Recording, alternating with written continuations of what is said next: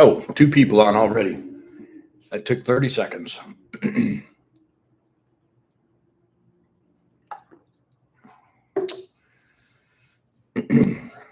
All right, who's on here? Let's see. Who's here? Don McCord. What's up, brother? First Blood. Big Paul RC. Paul H. What's up? Billy Smith. What's up, brother? Less than a minute to get 20 people in here. That's pretty cool. I don't know. I don't like this. I don't know, some kind of filter or something on Google Chrome. So it like hazes out the background. I don't really dig it, but whatever. Rodney, how's it going? Lori, what's up? Richard. What's up, Sean?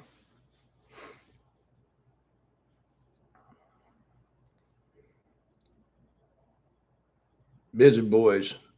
New to the channel. Appreciate you. Thanks, Don.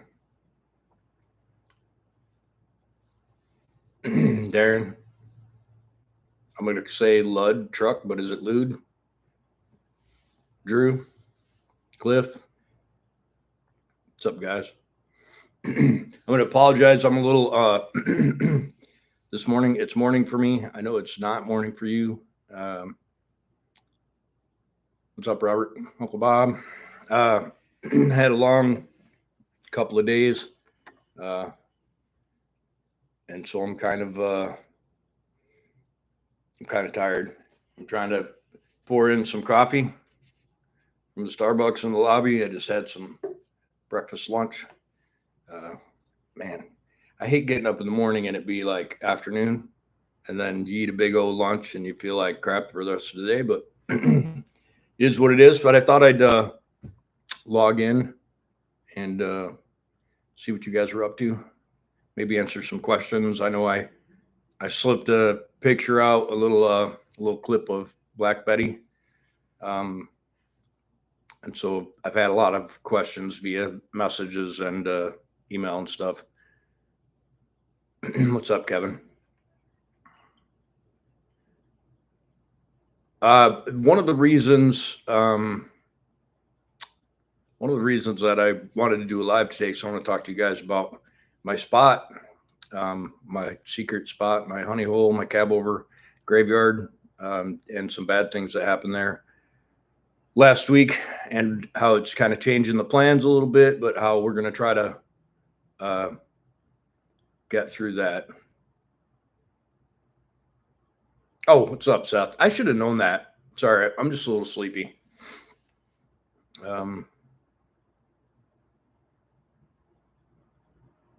Let's see, we got 35 people. We'll wait to talk about the spot until we got 100 or a couple hundred people in here. That way I don't have to say it too many times. But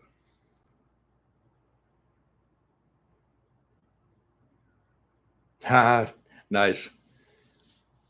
Someday we'll have to, maybe Don, sometime when I fly into Atlanta, you guys can come and I can give them a tour of the 777. That'd be cool.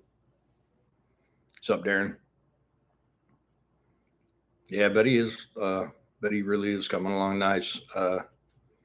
We're trying to do that last minute cram. I go home tomorrow, and I have a whole bunch of small things that I got to try and get knocked out before the show. It's about a 7-hour drive for me, and that's going to be pretty much the maiden voyage. We did the pictures that I leaked, the little clip.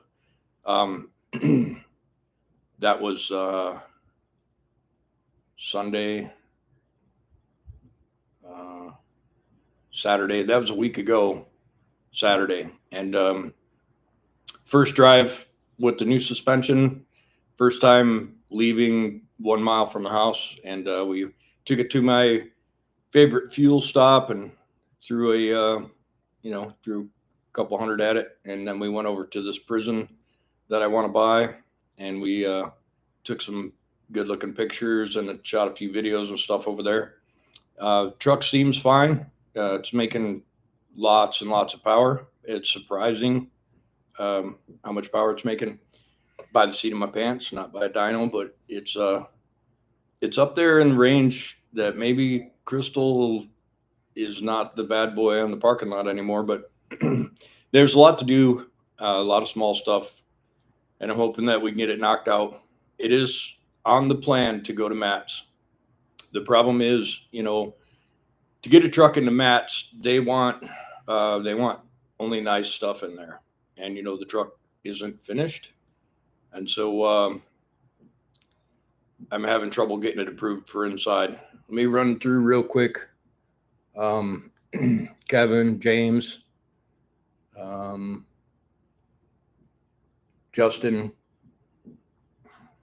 Demon, welcome. I'll answer a couple of these quick questions. The TRX is gone. It's no longer even my concern. The insurance paid off, and so now it's going to end up being a Copart truck if they find it. So I've dropped it out of my things to do list, so I no longer even care what happens to it. I lost a bunch of money on it, and it just is what it is. Sucks to be me. I should have put some air tags in there like everybody told me, but nope, I won't be buying another TRX. It was a super nice truck. I loved it a lot, but really for what I do, I need a bigger truck. And so maybe I think maybe on the agenda is an old square body double cab dually. Maybe we'll put a cat in it or a Detroit or something. Excuse me. Let's see. Yeah, Darren, they don't want to work in progress. They don't want anything that has patina. And even though when I first submitted pictures, they said no, but the pictures were in process in the shop, and you really couldn't get a look at the truck. So I sent some of the pictures we took at the prison, and I'm hoping that they reconsider, because I hate to drive that thing 7 hours and then just leave it sit out in the parking lot unattended for 3 days. So we'll have to see how it goes.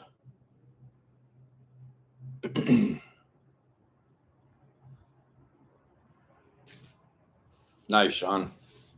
And the chat moves a little bit fast for my old blind eyes. So if I miss a comment or a question from you, just ask it again in a little bit, and maybe I'll catch it. Yeah, the RHO, dealership tried to sell me the RHO. He's like, oh, it's supposed to be here this afternoon. You should come back and drive it. I'm not buying a 6-cylinder truck. I'm not doing it unless it's a diesel.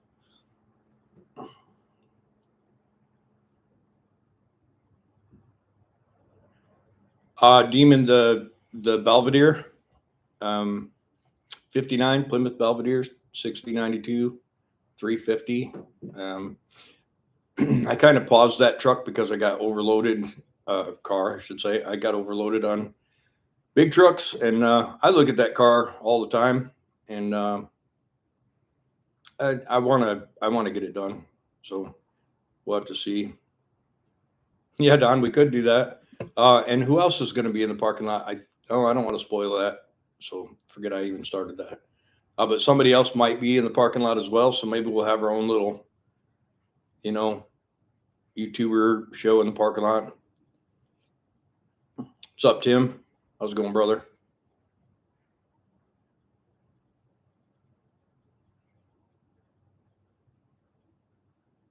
There is a high probability that Betty will be inside. I'm just putting it out there that that's what's going to happen, and we'll see. What do we got? 47 people. I figured on a Sunday we'd get a bunch. Yeah, Chad's going to be inside for sure.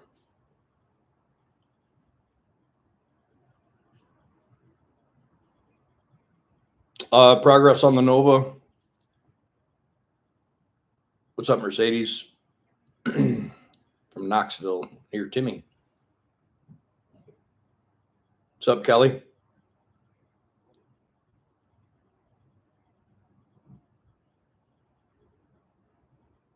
Nice, Kelly. What's up, Richard? About the Marmon cab over. Yep, I did, Richard. I did get that message. I dropped off a question that I was answering. Where is it?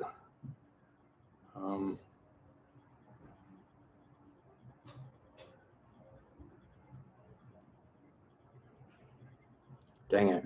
I started to answer a question and I've lost it in my mind.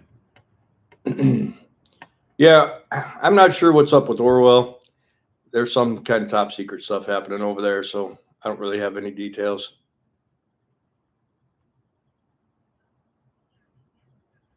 Yeah, Mercedes Obsession asked if most of my flights were long. I'll tell you what I did so far. I was off sick for 5 days because I had some trauma to my left eye. We'll talk about that later as well. But the Nova, thanks, Darren. But I came out on Sunday 1 week ago. I did a short rest in Cincinnati, and then I flew from Cincinnati to Incheon, which is 14 hours and 45 minutes ish. And then I spent the night there, and I did Incheon to Nagoya, Japan to Cincinnati. I did both those legs. So that ended up being about 15 hours flight time and about 19 hours and a half of duty. And then I had 30 hours off. And that was in Cincinnati. Yeah, 30 hours off in Cincinnati. And then I flew to Narita, Japan.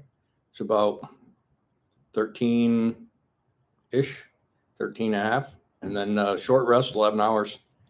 And then I operated back here to LA. I'm in Los Angeles right now. And I got here last night. And I say last night, but it was like 5:50 in the morning, local.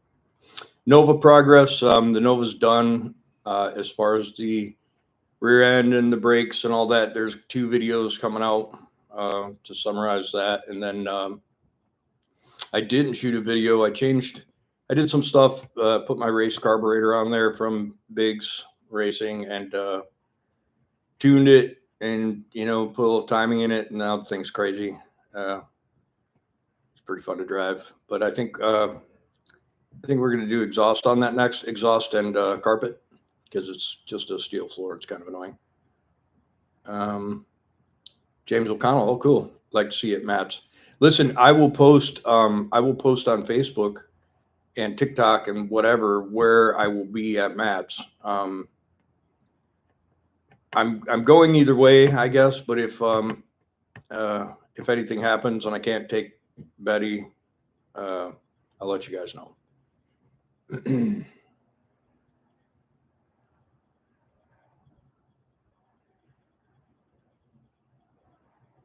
Yeah, Sean, I figured that. It would be a huge job to swap that Detroit in there. I tried to talk him into putting an E model in. But after driving Betty, if he just builds a decent B model, it's going to be more than enough power.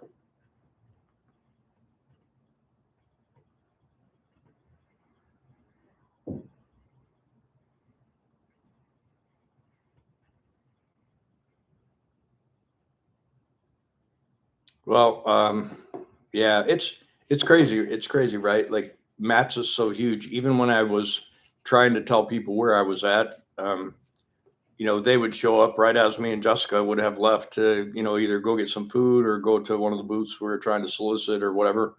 And so we'll try and do I'd like to do a live tracker to like where is James Pretty, but I don't know if that's anything I've put together.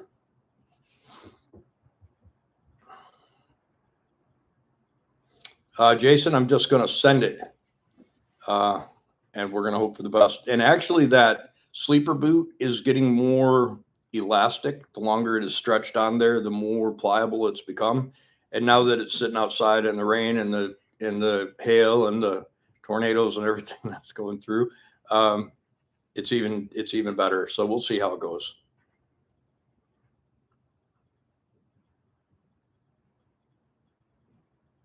Oh yeah, you should, Don. You should film that. That sounds like a pretty good adventure. Richard, nope. The TRX is gone for good. No longer my problem. Insurance paid me what they're going to pay me, and I'm just moving on from that. Kelly, I was thinking about that too, but the problem is our merch store, we don't stock the merch. It's a print and ship service. So like if you go to jamespretty.shop and you order a shirt, they make that shirt that day or the day after and ship it to you. So I don't have any inventory. I was trying to get some inventory from Everlast Welders and stuff like that, some giveaway stuff. And I'm not sure that I'll have any of it before the show. No, Jason. Well, yes, kind of. We're not really supposed to film any of the stuff in the flight deck. The stuff that I did film and I got away with, nobody said anything, but trade secrets plus security sensitive stuff. So I'm going to do a little bit more, but it won't be flight deck stuff. And no, Richard, I'm not going to get another TRX. I think we're going to build a double cab dually, something with a Cat or a Cummins or Detroit. Right on, Don.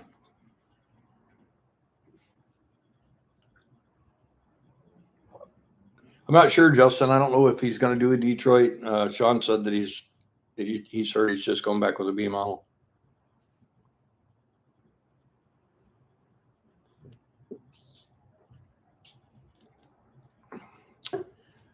Yeah, Mercedes. There's a lot of places that have some cool cars. We actually were en route to the airport in Narita, and I think it was local time. It must have been near 10 a.m. and it was raining. It's shitty out, and we passed, I'm going to say 30 or 40 badass rides. They were going to I assume some kind of show or meet. All the fancy Japanese racy stuff. It was kind of cool. Right now, Demon, the Charger's in the body shop for the third time. We're supposed to get it back Monday, and then we're going to trade it in. Yeah, Darren, putting a Detroit in, he'd have to move some mounts and do some modifying. Then he'd have to find an intercooler radiator combo, and that might be a big deal. I don't know. I'd do it, but. And we're going to see, because I'm going to do something. I'm going to do something with Marla. I've decided I'm probably not going to sell that truck, and so I'm probably going to do a 14 liter. I'm looking for a pre-EGR 14 liter 575, and when I find it, I think I'm going to do it. Hey Dan, how's it going, brother? Yeah, Richard 777. Nope, the one I flew in here last night's 2020. So 5 years old now.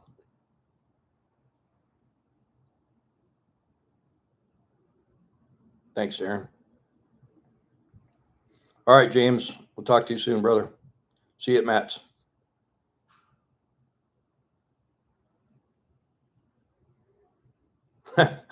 Right, Kelly. I know it. Next for the Nova's exhaust. I think I'm going to do, it's got 2-inch exhaust, 2 1/4-inch exhaust on it right now. I'd like to put some 3-inch on there, maybe some super traps.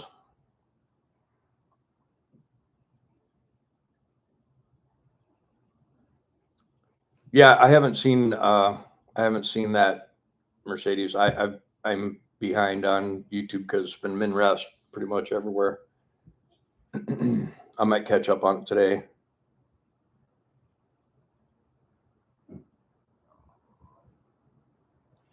Which one, Drew? Orwell or Marla? Dan, let me tell you about the air tanks. Man, I spent, no, I can't remember. I can't remember what I spent on the tanks. I was about to say 3,000, but I don't remember if that's true or not. And I don't want to say that because I just can't remember. But the new tanks were nice. They were perfect. They were a little smaller diameter, but they would have worked.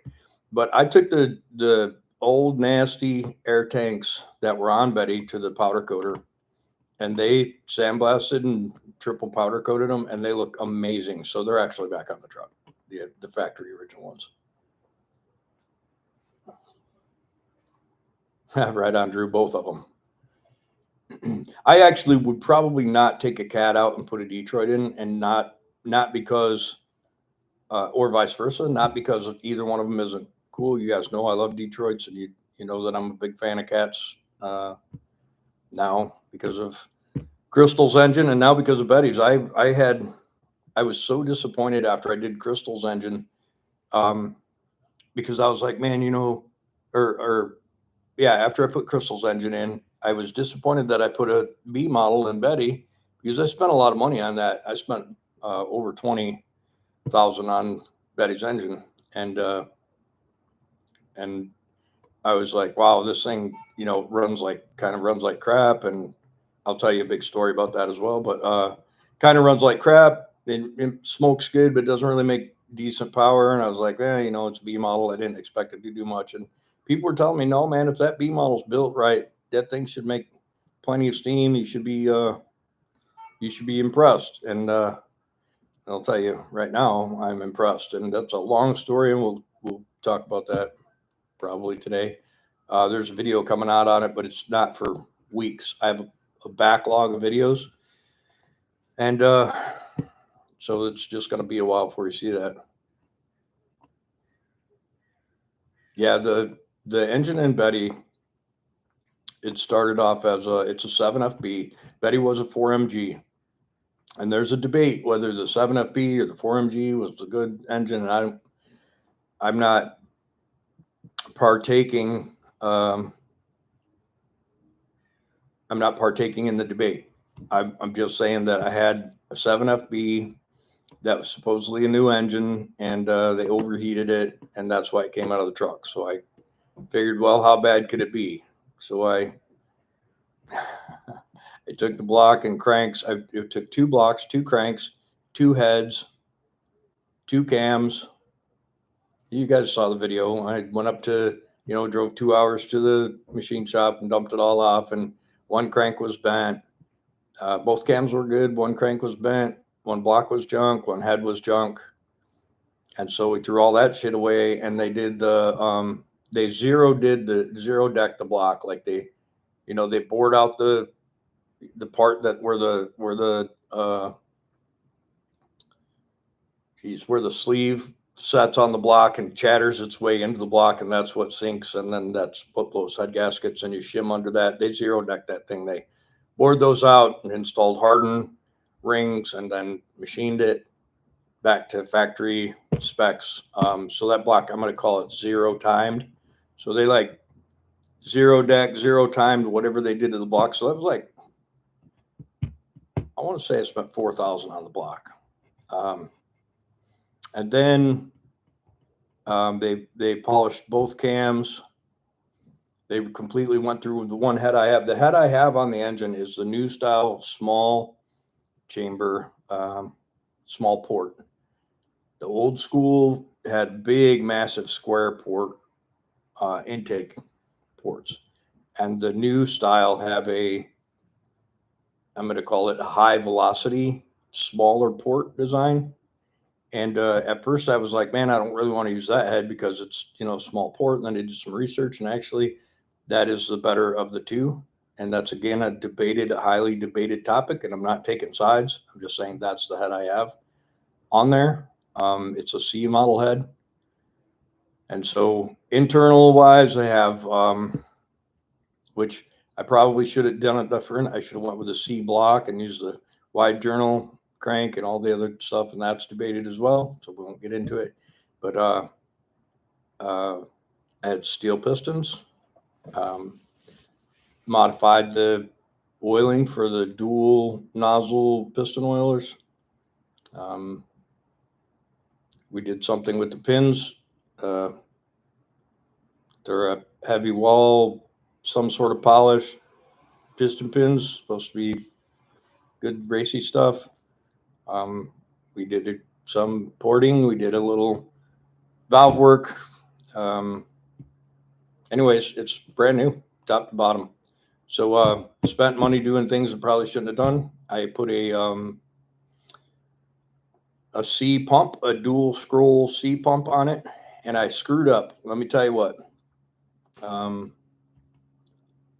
we'll get some questions here in a minute. The engine that was in X originally was a new platinum engine or something from Cat, and those guys bought that truck with that engine in it, and they drove that thing and never changed the oil.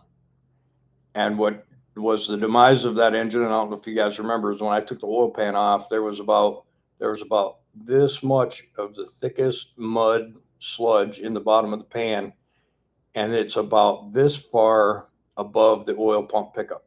So what they did was they sludged that engine until it was oil starved, and then they ran it until it melted down. And so when that happened, it killed everything in the engine, like everything. And that because they kept good cleanliness of the engine, that pump looked new. And I had a couple of those pumps, and when it came time to put a pump on Betty, I grabbed the newest looking one, thinking, oh, this is the good one, and put it on the truck, and I never even looked in it. I just slapped it on there. We got it running. And that pump was melted down. One of the cam lobes was like a quarter of an inch wiped out. All of the bearings, and the pump was junk. Like all the bearings were spun, everything in the pump was garbage. It's surprising. The pump guy said, I don't even know how that truck started, let alone let you drive it. It was completely garbage. And so I have a new pump on the truck now. It's a 7FB pump, which is a different timing on the pump. So the timing is turned up. The pump is turned up as high as it can go. It's got every piece you can put in there to make it more performance. It is a melt it down on the mountain tune. So since that truck's a show truck, I don't plan on hauling loads with it. I told them turn it up all the way, and I'll just watch the exhaust temperatures, and I'll keep it from blowing up. Yes, Drew, I believe so. You taking off, Darren? Did I miss something? The smaller port have a smaller combustion chamber. So the combustion chamber is flat, right? So you can't change that.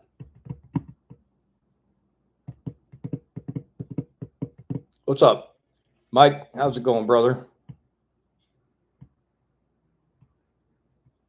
Are you going to keep the original paint on Betty? Nope, Betty is going in for paint right after the show. Good morning. First time I caught you on live. I can't read your name. I'm going to try and catch you real quick. Baplins.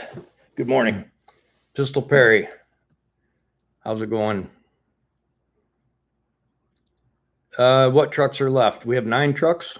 We only have 8. This one is not mine. One is Seth's truck, X.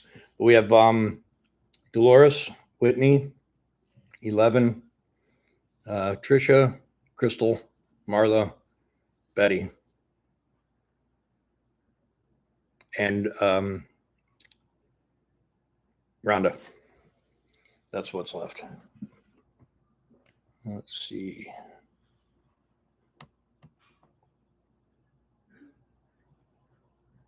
That's right, Kelly. Mike, I'm actually in LA right now. Well, I'm in Torrance.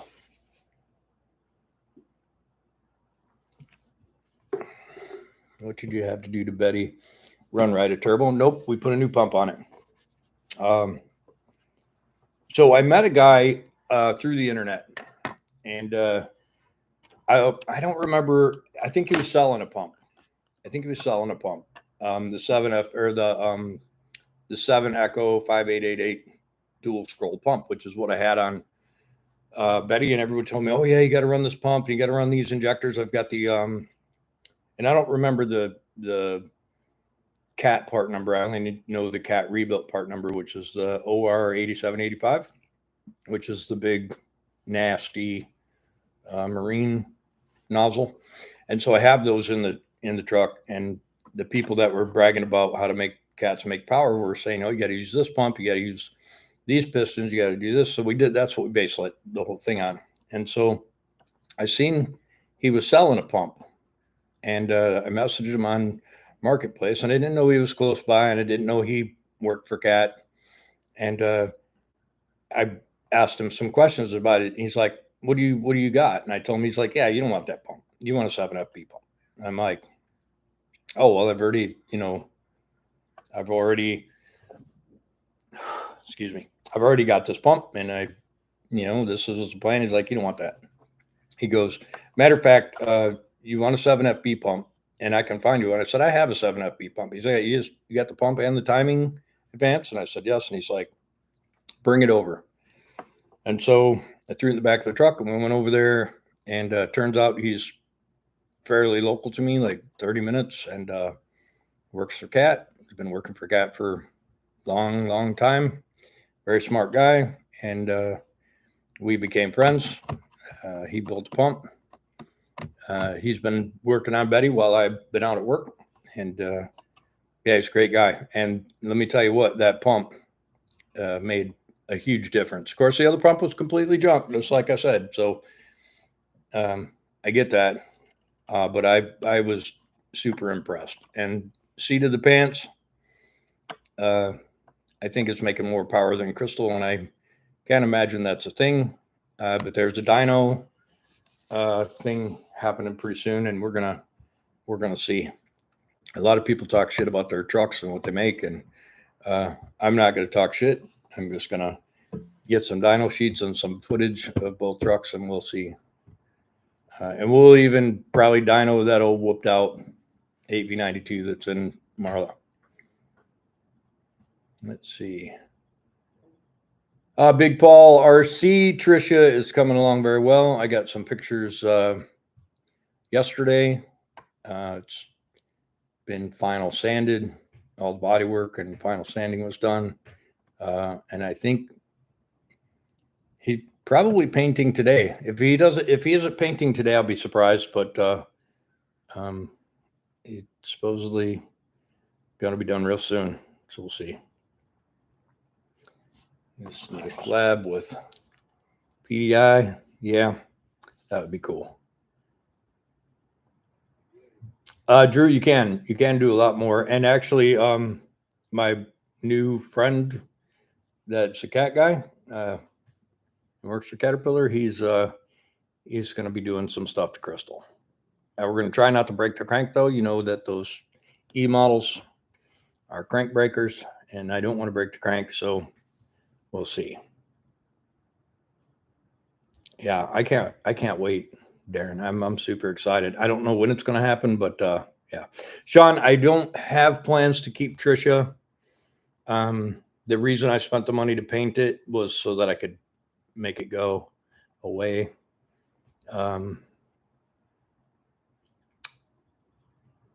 But and I'll be honest with you, if I ended up with Tricia, Crystal, Marla, and Betty, and Franny, I'd be fine with that. Yeah, William, that's true. If you turn them up to the moon, you'll have to pay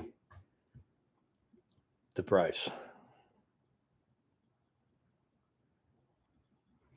Mike, you know what? That is a super good question. Mike just asked about the color on Betty. Did you know, and I didn't know, that color, that brown, I thought it was black. Betty is not black. Betty is brown. But it is a super dark root beer looking brown. And the only reason I know this is because there was a sticker on the door of the new cab that came off.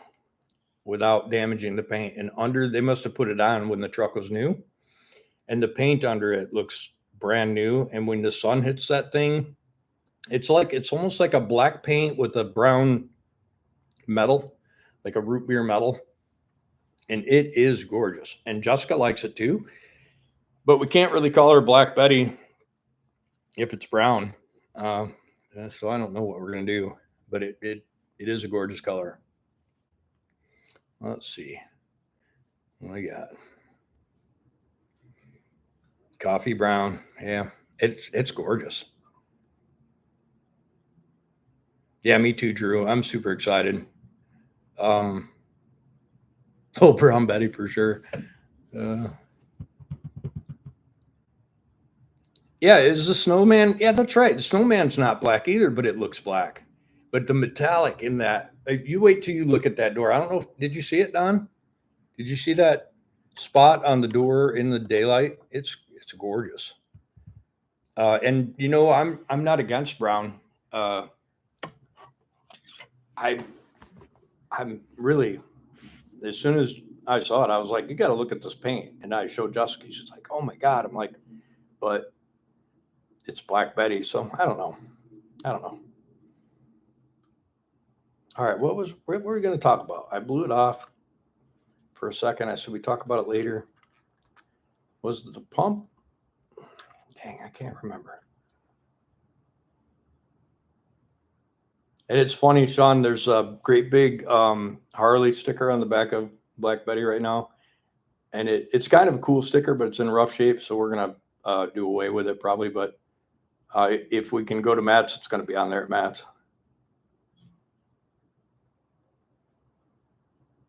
Yep, it was the pump, Drew.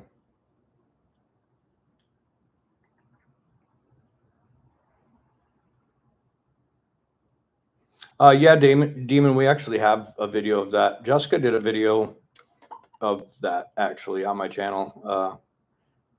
It's like Jessica rates all the trucks or something it was called. You check on the channel for that. We also did a couple of TikToks and some other stuff with the girls. Oh, the cab over Honey Hole. Oh my God, it makes me sick to my stomach when you talk about it. I know I planned on doing it, but I think that's why I ducked it, because I didn't want it to be real. Okay, there's 72 people on. I think I can spill the beans. All right, now I'll do my best not to get emotional, but you know how much I love my trucks. But so the spot where I bought Franny an X and Fiona and Black Betty and Patty the pet parts truck, and I did the will it start on that small bunk FLD that I love so much. Somebody burn it. Somebody burnt that woods. My buddy that owns the property and his daughter, they've both been on my channel a little bit when we were doing trucks and those videos. And his daughter messaged me and she's like, the field burnt today. And I was like, what? And she's like, yeah, we lost 11 trucks and a bunch of cars. And I was like freaking out. And so I'm like, I'm heading out there. She's like, you can't go on the property. It's a crime scene. And I'm like, I'm going. So, wow, man, we jumped in the car and all that's over there. And we couldn't get close. But, dude, there are trucks that are not there anymore. Like the fire burnt that shit to a pile of rubbish. Like there's that white FLD with the small bunk is gone. It's like they towed it off. Like when you look at it from the road, it's gone. So I don't know how many trucks are gone. I know that there was a row of trucks you could see, and I think it went like this from the right side, which is backwards because of that, but from the right to the left, it went Peterbilt 362, It went like, I don't know what that blue, there was a blue rollover. I think it was a Volvo. And that had a Detroit. And then there was a cutoff frame. Remember I talked about buying that cutoff frame? And then there was a blue setback axle FLD with a cat. And then there was that white, that white small bunk FLD that I love so much. And all of it is gone. You can see, and I'm going to, when I get home, I'm going out there Tuesday morning and I'm going to try and shoot a live actually, but the internet's really horrible out there. So I don't know if I'll be able to pull it away, but it burnt. And, man, dude, Tim's trucks, you know, those Tim's trucks behind the shop. The perfect example, the yellow one, old yellow, you know how that burnt that thing to the dirt to where there was nothing left of the truck, just a chassis. That's exactly what has happened to that white FLD. It is gone. There's nothing there. It's a spot where there used to be a truck. It makes me sick to think about. You know, the plan has been to reboot the channel back to what it was supposed to be before I got addicted and bought all the trucks. And so the whole idea behind getting Ronda was I was going to, you know, make Ronda my rescue truck, go out to the woods, pick a truck, do a willet start, buy the truck, hook onto it with the wrecker, shoot the bring it home video, wash the truck, and then I was going to either give it away with a merch drive or sell it for what I paid for the truck, because I don't want the channel to be me doing brakes and tires and bags and bearings and bushings and windshields and spending, you know, $30,000 on a truck that's worth 10 and losing people to the boredom of watching me do brakes again. So I was going to revamp the channel and I was going to buy every one of the trucks that was left. I think there's 16 trucks left. And now there's not. And the Trucker Style Sean, I'm going to put a break in the talk for a minute. Trucker Style Sean, what's up, brother? I was thinking about you last night. I was actually talking about you in the flight deck on the trip here last night. It is so crazy that you're on the live right now. But anyways, back to the thing. We'll talk again here in a second. Everybody say hi to Trucker Style Sean. And if you've never watched his YouTube channel, check it out. Anyways, so I'm super sad about the development of my spot being gone. And, you know, I might have cried a little bit about it, whatever. But it really sucks. It sucks for my buddy because obviously that's a lot of money worth of trucks. It sucks for the world because some of those trucks were, you know, if I'm not sure how far it burned into the woods, it could have got the Marmon cab overs, all those old Freightliner cab overs that are in there. If those trucks are still there, we are still going to do the rescues. But we still don't know who set the place on fire and if they're going to do it again. So, yeah, so that's the news. We'll go out and shoot some video and let you guys see the carnage, and we'll talk about what's next. I will say that the where all the trucks were very far away from the Western Star. So the Western Star, although you can't see it anymore because it's grown up over the truck, it's still there and it didn't burn. But the 362 I was going to buy is gone. The FLD, what's a small bunk, is gone. The setback axle FLD, one of you guys, and I can't remember who, and I'm sorry, one of you guys wanted the air cleaners off that truck. They're the small external stainless Freightliner air cleaners, and those are gone now. That truck's gone. That 362 Pete was 100% complete, and it was on the list, and it's gone. But anyway, sucks. Let's talk about something else. You know, Drew, I have no idea. JP, let's talk about, it's not really my business to talk about other people's lives. JP is going through some stuff, but it's not in my business to talk about other people. And I don't know if JP would be comfortable. He's pretty private guy. So, but keep JP in your thoughts, and probably not a whole lot of truck stuff we'll be doing at JP's anytime soon. Let's talk about JP's Peterbilt. I don't know if you guys have all seen it. I'm going to try and post some pictures and some stuff on Facebook. JP would love to have somebody who loves 359s buy his 359. It's gorgeous truck. It's got a brand new motor, brand new trans. It's got a 400 Cummins that's turned up. Doesn't have a 13 speed though. Hold on. Breakfast backing up on me. It doesn't have a 13 speed. I think it has a 9 speed in it. But new wheels, new tires, fresh paint job, black. The interior is still factory. So, what's up, brother, from Ireland? So with Tim, okay. Tim should buy it. Tim should buy Marla. Tim should buy a lot of stuff. Problem is, man, when you're talking about $40,000, $50,000, $60,000 trucks, it's hard to collect those. Like, it's hard to. Tim wants Marla. Tim would love to have Marla, but when you're trying to run a business, you can't smoke all your cash on something that's going to sit out in the field. And Tim loves trucks just like I do, but the same thing happens. Like, you're busy.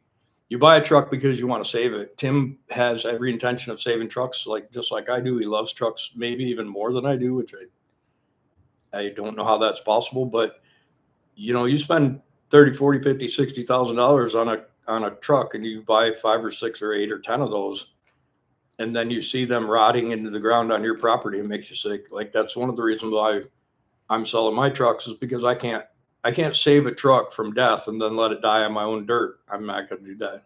It kind of sucks, but it's the way it is. What's up, David? How's it going, man?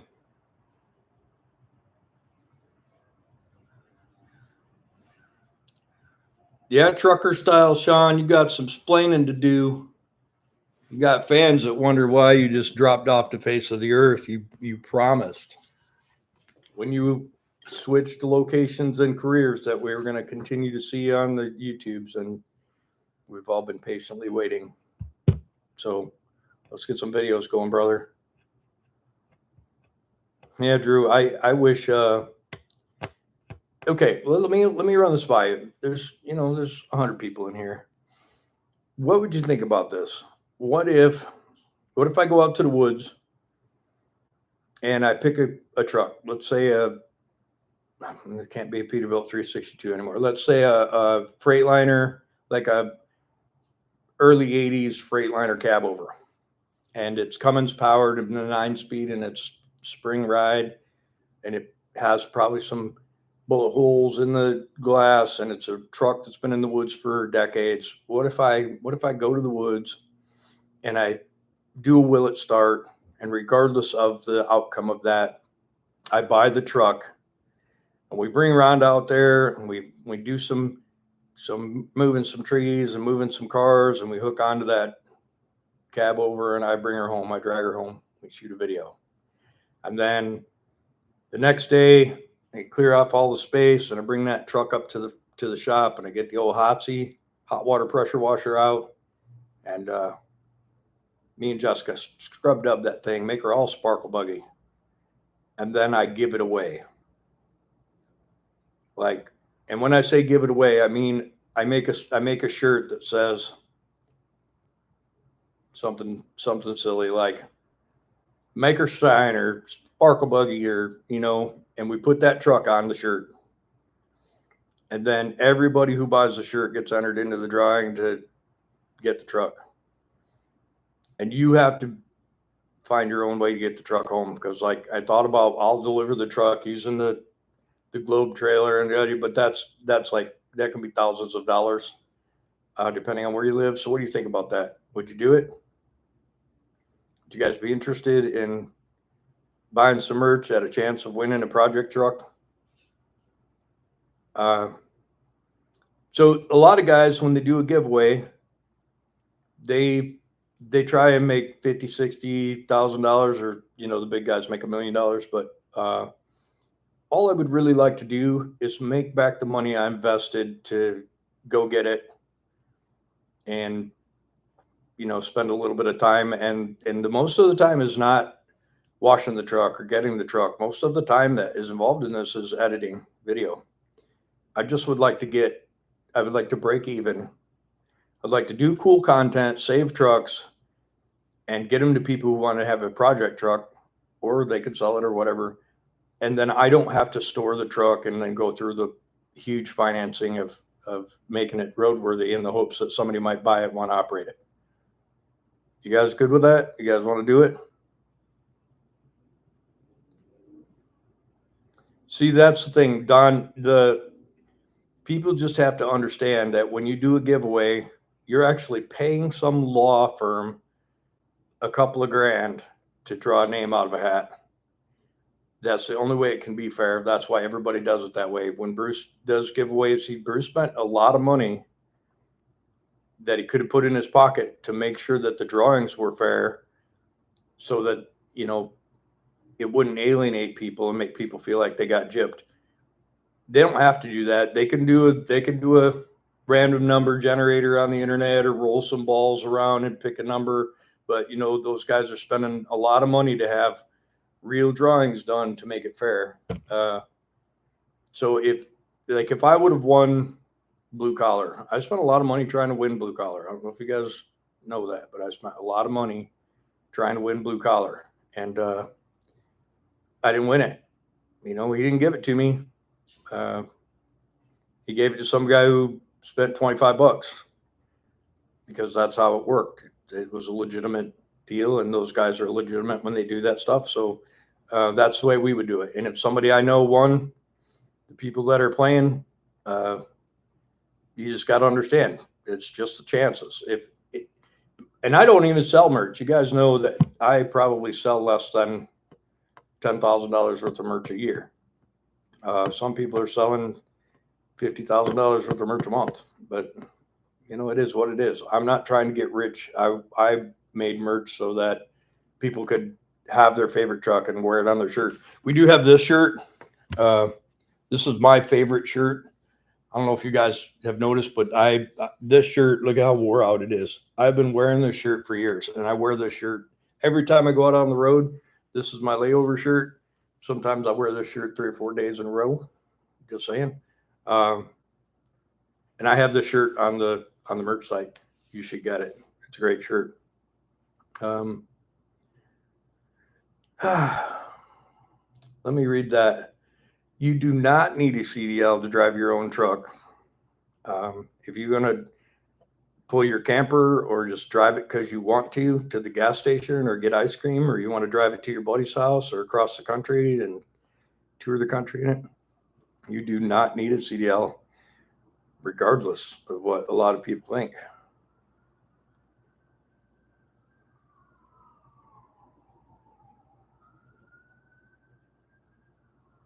Yeah, Darren, 100%. All right, so that's what we're going to do. Listen, I've got an idea. I don't want to tell you too much, man. I hate spilling the beans on progress on stuff. I posted that little clip about Betty, and then there's like 4 or 5 videos that you have to watch, and you have to sit through wondering what the truck's going to look like, even though now you already know. So you have to just pretend I didn't leak that, but I'll leak something about Ronda. Should I leak that? Ronda is further along than you know. Okay. I'm going to make a prediction that this month I'm not doing anything with Ronda, because there are some videos in queue that you will see, but I'm not doing any work on Ronda, I think. But I suspect that in my time off in April, Ronda will make its first rescue. and that truck will be a rescue truck and a will it start video and a bring it home video and a wash it video and a give it away video. And so everybody get prepared to spend some money on merch. And we're going to, I don't know if we're going to do a specific shirt where you have to do the shirt. I don't know if we're going to do a video where you have to purchase the shirt. So you have to own it to be in the thing. And then there'll be like on the video, the will it start. There may be a discovery video too. Like, this is a gorgeous truck. We're going to do a will it start on this. And then the series of 1 video, 2 videos, 3 videos, or 4 videos, we're going to leave a secret code word. And you got to have the phrase. Each code word is going to blend in to make a phrase. And then if you win, if you're drawn, if you're picked, and we call you, we're going to be like, hey, you're the number 1 pick for this truck. Do you have the phrase? And the phrase has to be exactly, you can't paraphrase the phrase. You have to say the phrase. And if you say the phrase and then you show me you have the shirt, because we'll probably do it on FaceTime or something. You got to show me you have the shirt. You got to know the phrase, and then you win the truck. And I think that's what we're going to do. Well, Tracy, I know there are DOT people that will debate a lot of things with you. There's also a DOT man who will write you a ticket for a loose fastener because you have dry, powdery rust around the fastener. If you write me a loose fastener ticket and you didn't put a torque wrench on it, you are not going to beat me in court on that. Oh, dry, powdery rust. There's a lot of people who say this is the rules and da da da da when they really have no idea because they don't read the rule book. But anyhow, I might have Jessica drive through, what is it, Tennessee, you think? Is that what you said? Let me look. Yes. I might have Jessica, who has no CDL, drive Betty through Tennessee in the hopes that we get pulled over. And then I will do a video on how that pans out for me. And maybe I'll lose. I'm not the smartest guy in the world. I don't know everything. I'm not saying that every state's rules are the same and you can drive one. I'm just saying that generally speaking, you do not need a CDL to drive your own truck as long as you're not using it for commerce. And yes, if you're filming YouTube videos and you're making money, or you're taking your truck to a truck show, which you may win a trophy, that is technically for commerce. So you have to keep all that in mind. Thanks, Kevin. I appreciate that.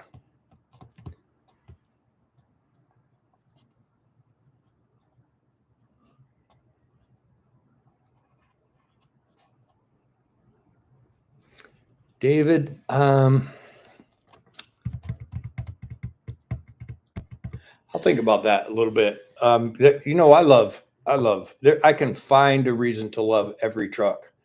Like we'll use the GMC Astro as an example because a lot of people love those trucks. I am not a big fan of the GMC Astro, but if there was even a Cummins, a small cam Cummins powered 7-speed, I'm trying to think of all the worst things I could ever imagine. Spring ride, small cab, GMC Astro on my spot, I would probably own it and then I would love it because I really do. I love machinery and I love the bigger the machinery, the better. And, semi trucks are just it's like the perfect thing because they're street legal. I'd have an earth mover with 2 engines, one of those big Terex, nasty 2-stroke Detroit scrapers. I would have one of those because I think they're badass. And I used to run scraper back in the day. And I would have one, but what could you do with it? I have 1 acre. You can barely turn that thing around there. And they don't dig it when you're cruising down the highway in one. But anyway, let's see. Absolutely, Darren, they do. That dry powdery rust, you know that guy, right? You see him on social media. Oh, you have loose fasteners, old service, dry powdery rust. Now put your torque wrench on there and show me that thing's loose, bub. Irritates me. Somebody asked me, because I am a mechanic. You guys know that I am a mechanic. Surprisingly, I am a mechanic. I was ASE certified and state certified for a long, long time. Somebody asked me that, did I even know what makes a truck roadworthy? Yeah, I do. And I thought, you know what? The guy's kind of got a valid point. There's no certificate up on my wall that says I'm certified to do DOT inspections. So what do I know? Well, guess what? I am certifiable. I paid the $100. I took the course. I passed the test with a 99. Yeah, I got a pretty good idea what it takes to be roadworthy. Have I read the entire CFRs? No. And have the cops? No. You will find the one guy, I guarantee you, if you get pulled over by a DOT guy and he's high and tight and his hat is cutting into his skull and his shirt is tied around his biceps, I guarantee you that dude's read the manual. And so probably debating with them on the road's not going to get you any browning points. But I'd say for most of the time, that fat guy with the coffee stain and the jelly donut in his beard, he probably has not read the manual in 100 years. And those people also have like, we all have our own thing, right? Like my thing is seat cushions. I'm a captain, and my job is to write up discrepancies in the logbook. And my thing is seat cushions. We sit in those seats for 8 hours a day, and part of fatigue risk management is to, be well rested prior to the flight, get proper nutrition while on the flight and proper rest, and also comfort. If you're sitting on a lumpy, bumpy, curvy seat for hours, you get fatigued. And so my thing is seat cushions. Some people want other things than that, but I want a good seat cushion if I'm going to be sitting on the thing. Those DOT guys, they have their own little things. Some guys are dry powder rust, and other guys are like really sticklers about your airlines touching things that can abrade the airline and have an air leak. And we all know nobody wants to lose their air pressure and have the radio going and, be talking to your girl on the phone while you're going down the mountain and not pay attention to your air gauge and your buzzer, and your light. And then here you are sticking your foot down on a pedal that doesn't do anything. Anyways, I can go off on a tangent.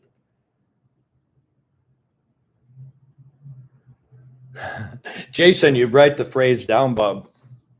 When the buzzword happens, it's going to be, and the reason why I'm doing that, look at, you guys, for the most part, watch all my videos and all the way through.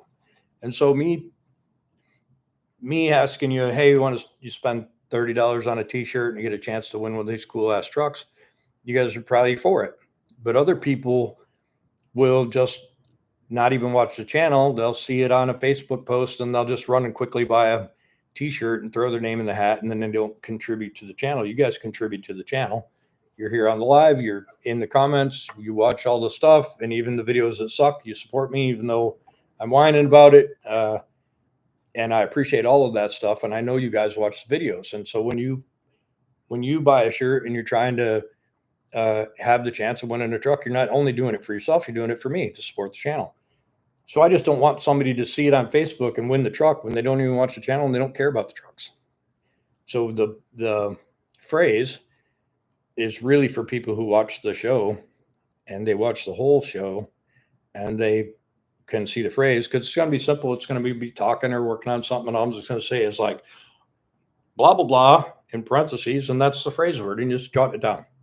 And I think it'll be cool. And I think it'll make it so that the person who does win the trucks, and I want to give away 10 trucks.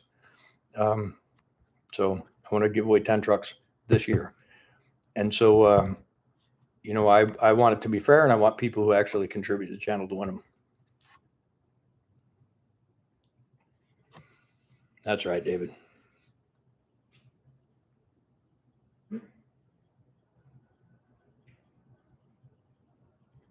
Yep, Mike, you're 100% right. And that also works with the FAA, because we have, in my line of work, we have the same federal aviation regulations, the code book, the rules, whatever you want to call it. And we have to follow those. And when we don't follow those, we get a violation just like you do if you're on the road in a truck.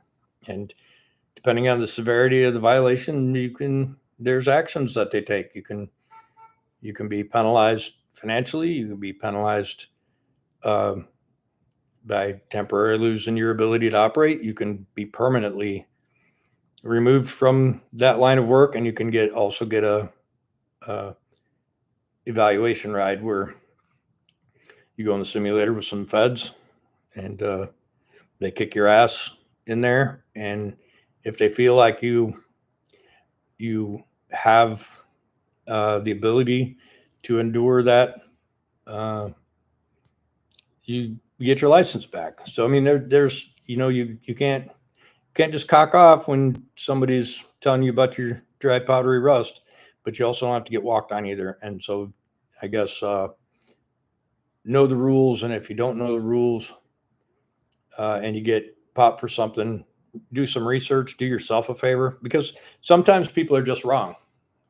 I'm wrong a lot. You guys are probably wrong a lot too. Like, you learn something, but over the years, your mind has kind of melded it into something else. And so you will, no, that's not the rules. It's this. And then you go and you look it up, and somehow you're like, man, I can't believe I,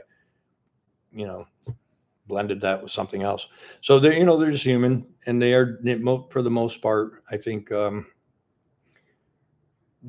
guys that want to be DOT guys want people to be safe, and nobody wants to have an accident because you omitted checking something and then you killed somebody's kid, and then you have to live with that the rest of your life. Nobody wants that. So let's move on from that. Jason, you got to put it on that one that's magneted to the refrigerator. Excuse me. Breakfast is killing me. Mm-hmm.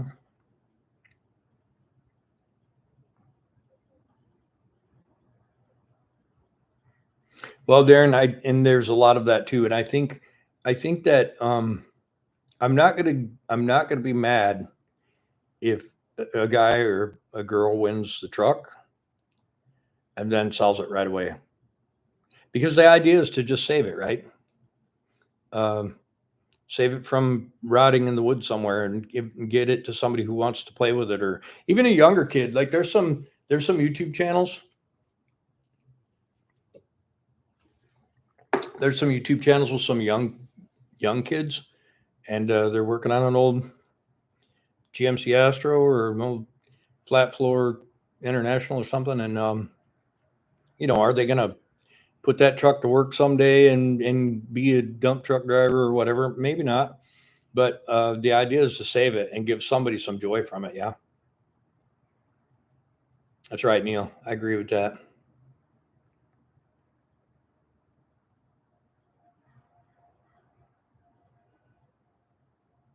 Thanks, David. Right on, Steve.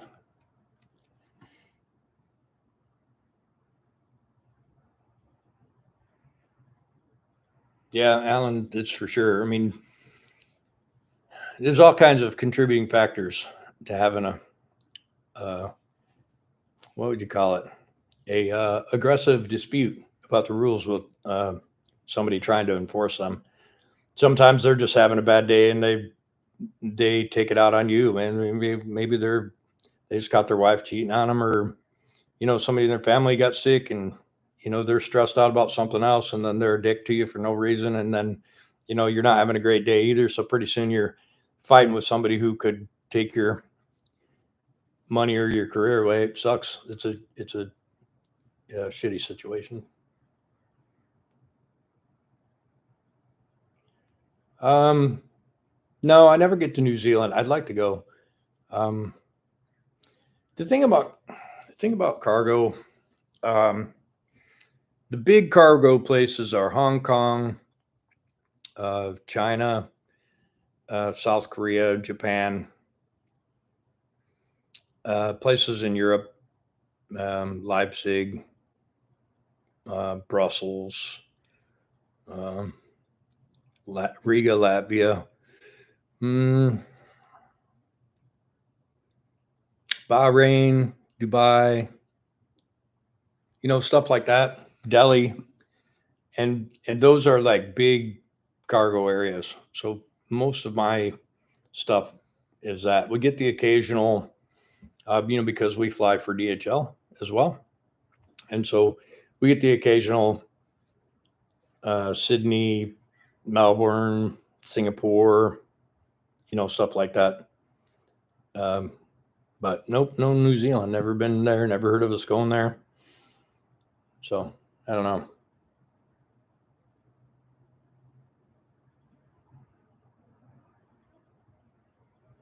Yeah, yeah, Sean. I don't think we're in any danger of.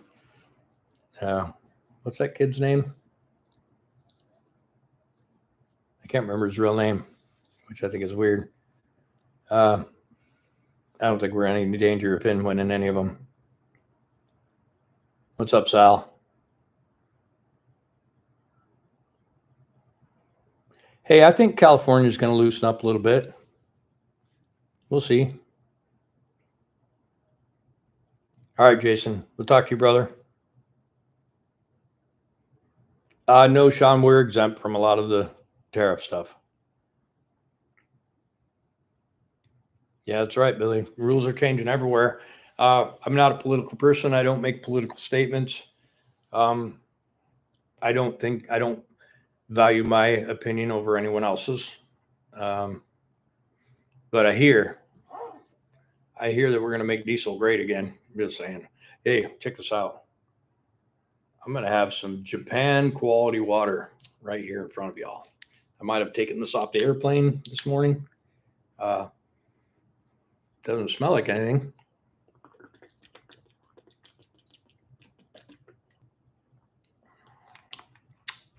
Not bad.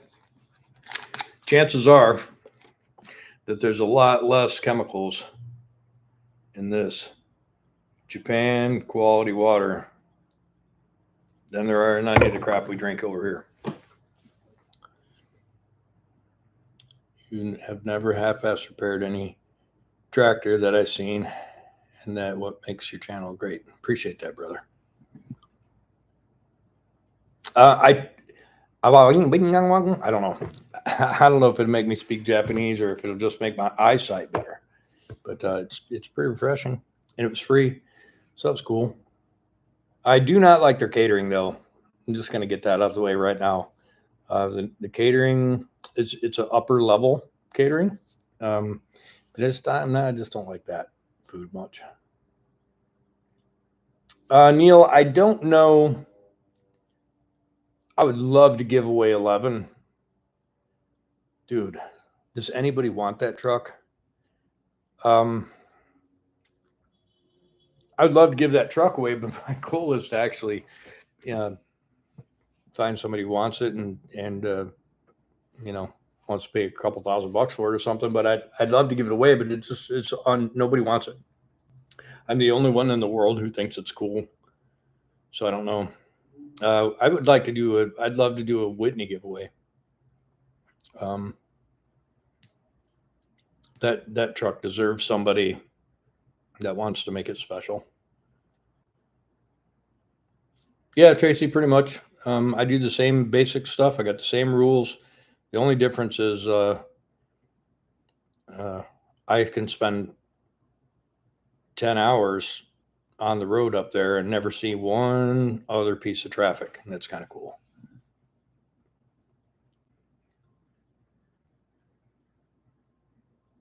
Same, Billy.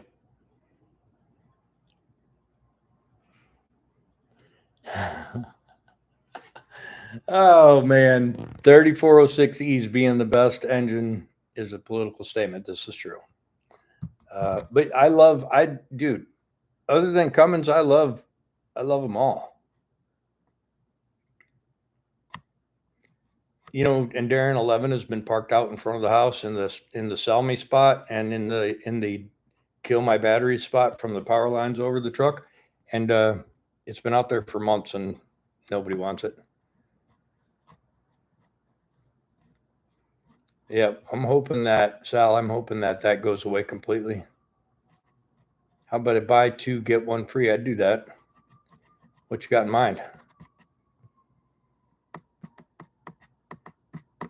When he needs to go to the guy in Canada that has the museum that restores them. That'd be great.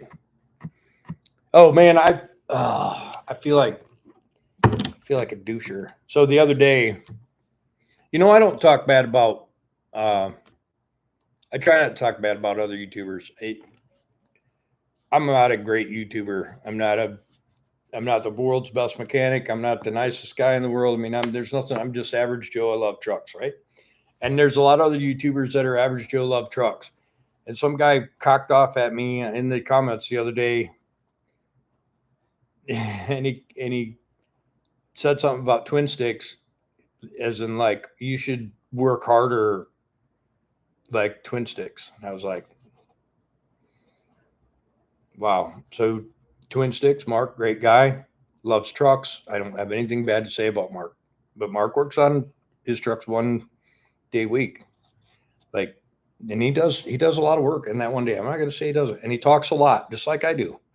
But man, I work 14 days a month on trucks, and my days are long. And I work every bit as hard.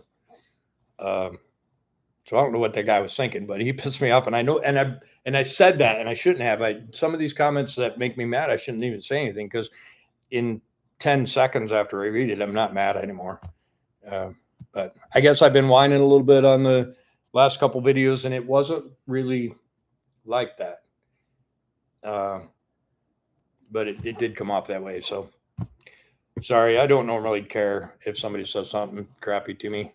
And I know it seems like the last few videos I've cared more than normal, but it is what it is. Some of the people who watch the show religiously now were kind of critics of me originally. And I think that's because a lot of YouTubers are like professional YouTubers. And so I'm not a professional YouTuber. I'm more like a Peterbilt Mike, or I'd say Chad Keegan, but Chad's a great YouTuber. But I'm more of I do YouTube as it's like a side gig, right? Basically for me, and I think for most of you guys, it's all about loving old equipment and having a good time and having some camaraderie. And I think that's why a lot of us YouTubers, Don and Chad and myself and Truck Style Sean and Peterbilt Mike, and even Twin Sticks and those guys, I think we all do it for the same common goal. And I don't think it is all about making money, right? Because I try not to make my show all fake and clickbaity and all that stuff. And I think I'm going to call us smaller YouTubers. I think the smaller YouTubers kind of pay the price because we don't conform to the professional standards. I don't know, but anyways, I don't really mind if somebody doesn't like my stuff, because I'm not doing it for them anyways. Yeah, and that sometimes I forget that, so I whined a little bit. Apologize for that. We'll try and do a little bit less of that, because it really is negative anyways. And when somebody is a hater and they say some shit and then it makes you mad and you cock back off, they won. And I don't like that. But I'm going to look back here and see what Kelly's saying. Okay, stand by for a second while I read up. I'm going to catch up.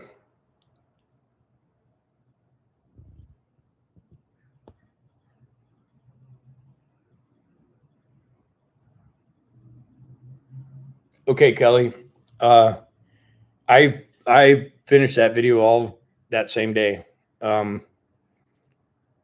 That hurt so bad. Kelly was asking about when I slipped off the frame rail and rolled my muscle up the ligament. I think that's what you call it, on the back of my leg. dude, that hurts so bad, but it didn't hurt as bad as you would think because it really did a lot of damage. So like it just felt like somebody poured hot water down my leg. Uh, which it's a bad sign. You guys have all hurt yourself, I'm sure, to where you hurt yourself bad, but then you were like, this must not be that bad because it doesn't hurt as bad as I expected. But then that's when you know you really hurt yourself because your body turns on that protection, you know. And so I was paying that guy 400 an hour. I think it was 400 an hour, and so I was in a hurry, and I slipped on the frame rail, and I knew it knew it was going to hurt, so I gripped the frame rail with my legs to slow my descent, I should say, and it on the inside of the frame rail. On the outside, it was fine because it's rounded, right? But on the inside of the frame rail, it's very jagged, and so it caught the muscle and it just kind of rolled it up like a wet paper towel, and so it felt like somebody just poured boiling water down my leg. So I didn't realize that it was that bad. I thought it was bleeding because that hot water running down my leg feeling. I thought I cut myself really bad, but I was trying to hurry so that I could cut that guy loose.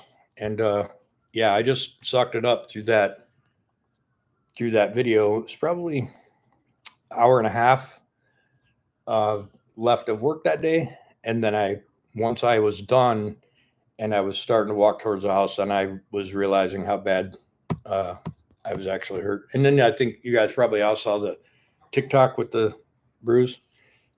And it's pretty incredible.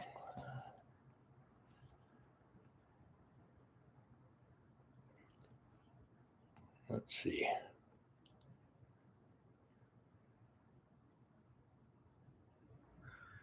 Yeah, isn't that uncool, Mike, that HOAs have to ruin all the cool stuff? Man.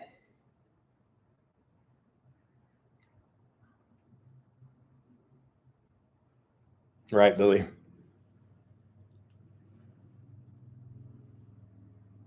Yeah, that's true, Seth. You know, Sean, I'm going to defend those guys that I whine about because really I find myself doing it too, but I don't do it on their channel. I do it just to myself. You know, I mean, how many times do you watch somebody and be like, "Oh, you idiot," and it's not because they're dumb. It's because maybe you already made that mistake, and so you've learned from it. So you're watching them make the mistake, and you're like, "Oh, don't do that. No, you don't want to do that. Oh, you idiot! I can't believe you did that." But the only reason why I say that is because I was the idiot who did that yesterday or whatever, right? So just some people think they have to uh, post it, and so it is what it is.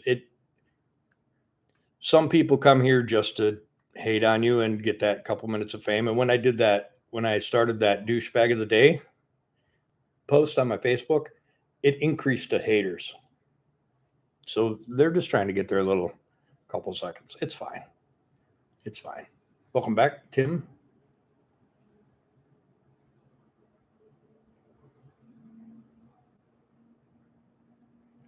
Yeah, thanks, bro. The that Marla trip, that was a great time. Uh, man, that's why me and Chad are as good friends as we are. Uh, from having that rough week together.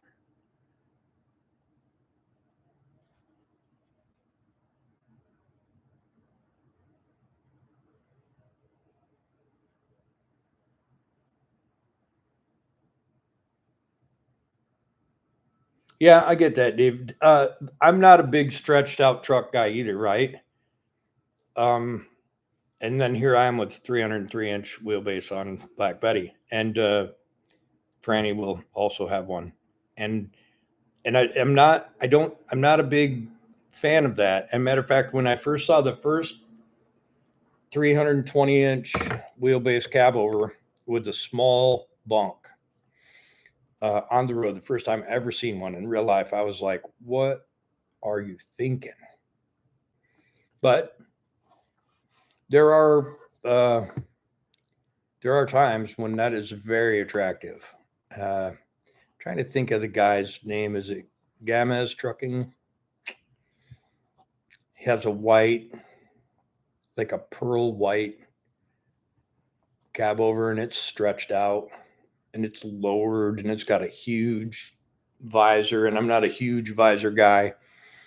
And you look at that truck sometimes and you think, man, why would you do that? And then other times you're like, wow, that truck. I mean, I think I saw it, and maybe I'm, blending two different trucks, but I think I saw it with a small, and a short end dump that was polished, and it was way back there. And I was like, that is gorgeous. So I don't know. I'm not 100% sold on long wheelbase, but I think Betty looks great with a long wheelbase because I never really liked that bunk, because the back wall of the bunk is just a huge like back wall. And I always thought it looked funny with a normal wheelbase, and I think it looks perfect the way it is. And I think that Franny's going to look good with the 300 inch as well. Let's see, what did I miss? Appreciate that, Westmoreland. And yep, you're absolutely right. So Westmoreland said that he watched a bunch of my older videos, and he thinks I seemed happier back then, and I do. I agree. The pressure of 13 trucks is a lot of pressure. Add that to, I upgraded to captain on a different fleet. I used to be a first officer on 747, and I self-inflicted a lot of new learning and new stress, and coupled that with I thought when I got Franny and it went viral and I started slapping on 10,000 subscribers a month, I thought, I'm going to retire from work and be just a full-time YouTuber and save, 30 trucks a year, and I'm going to be making good money. And so there was a lot of reasons why I got unhappy. And so I'm going back to just having fun with the channel, and I'm kind of falling in love with my job so that it makes that a little bit less stressful, and I'd like to go back to just having a good time.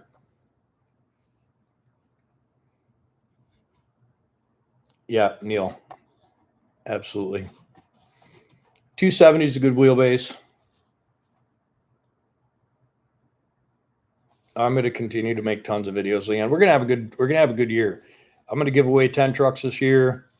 That's the goal.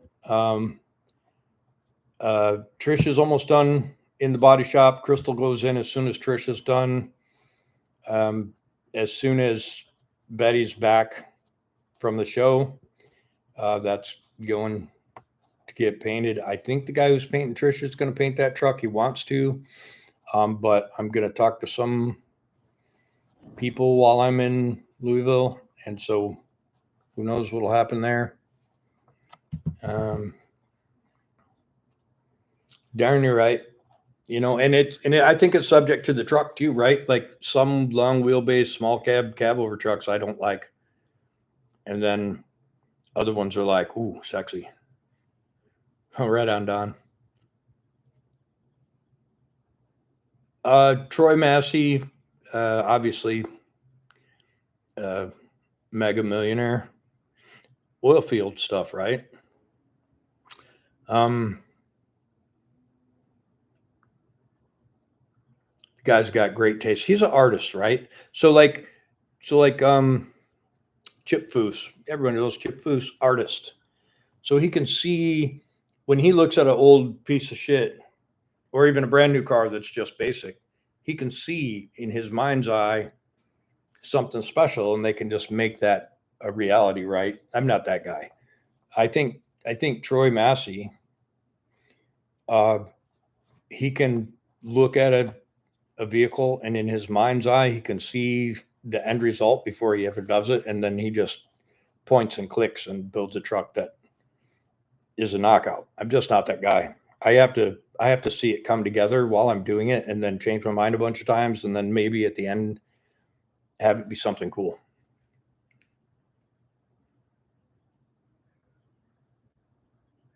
Yeah, I agree with that, Baplins. Flight hours. As a matter of fact, I was just talking about that the other day. I haven't logged in my logbook in a few years. And so I was telling somebody, I'm like, I don't think I even have 5,000 hours.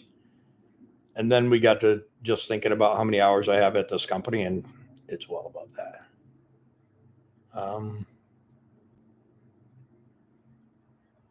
Thanks, David. Appreciate you.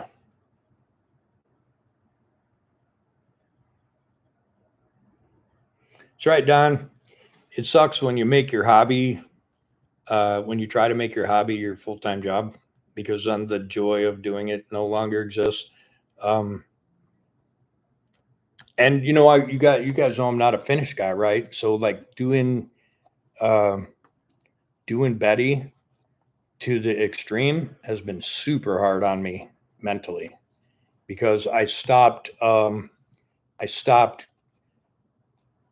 banging out stuff to get a truck roadworthy and started like trying to make stuff look pretty and try to plan ahead for what I want to do. And then the stress of like, oh, I can't get this. I had Bruce Wilson did when he did that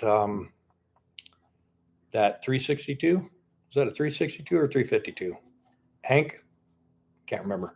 But when he did Hank, he did this one piece long deck plate thing, and it's expensive. It's an expensive deck plate, and it has the side rails and it's flush mount, and you interlock the things and you put it in there. And I wanted that for Betty, and I thought it was something I don't know what I was thinking, but I thought it was something a guy could just go to 4-state and select that thing, and then scroll down and go to 84 inches, and then click buy, and then have it in a couple of days. But nope, that's not a thing when you order stuff like that. There's a 4 to 6 to 10 week wait for them to build it. It's like getting stacks. You think a guy could just say, hey, give me some 72-inch short 30s and the 6-inch diameter, plain bottom, and the things would get on the truck and come. But nope, 10 weeks to get exhaust for Betty. So I tried to buy this deck plate for the show, and of course I can't get one. And that's hard. It's hard when you're like, you have a goal, you have a date, and you think, oh, I don't have to spend $1,100 on a deck plate today. I'll just order it like the week before the show. Nope, that's not a thing. So that kind of sucks a little bit. Yeah, 352, Don, you're right.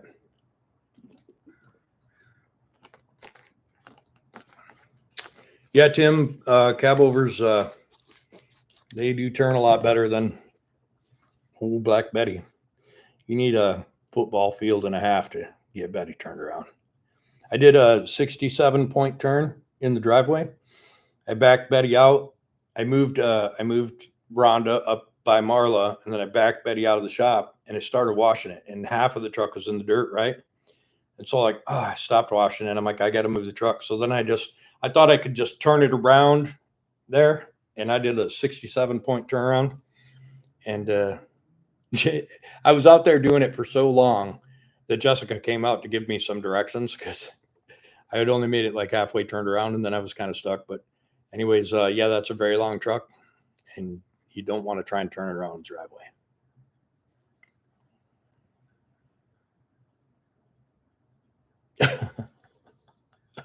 Neil. Oh boy. Cobuzz. What's up?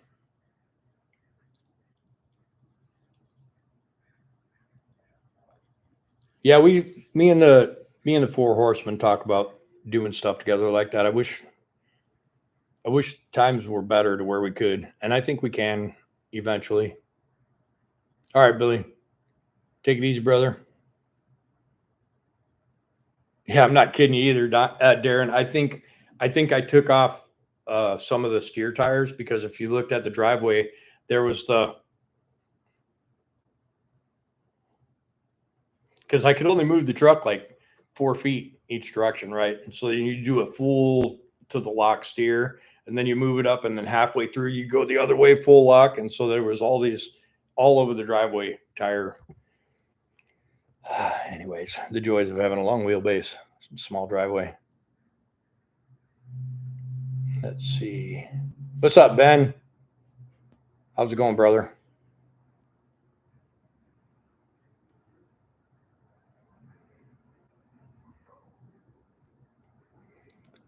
All right, so let me grab a couple of these. Sean, the biggest difference is Bruce gets a ton of sponsored free stuff. We need the sponsors to give you free. I want that. And then Mike asks, do I know if SH Tube can make Betty a deck plate? So I don't know if you guys, I don't know where we are on the videos because I have such a backlog, but you guys know Derek? Derek is my friend slash fabricator. He's the welder I hired to finish weld Betty's frame. And then we just kind of become friends, and I've been having him do a lot of work for me. And so me and Derek, I think there's a video coming out Wednesday or maybe next Saturday, and it's the part one of the making new booms for Ronda. And Derek is a fabricator for a living, and has been for a long time.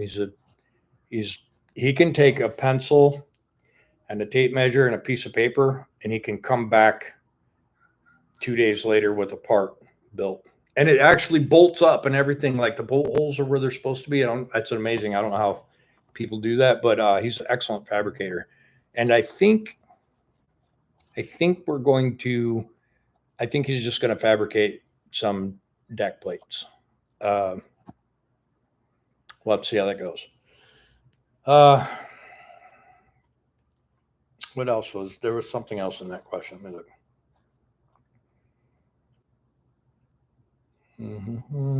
Free stuff. There might be some 4-state something happening pretty soon. Maybe not directly with 4-state, but maybe indirectly with 4-state. We'll have to see. SH2 most definitely could build that. I'm hoping to get with them at Matt's and have I'm 99% sure I'm going to buy a new stick, a new great big shift up here stick for Betty while we're there from SH2. And I'm going to talk to him about, the step boxes are not in great shape. I did do a lot of repairs to them, but I'm not a make it pretty guy when it comes to that. So there's some stuff I could have done better.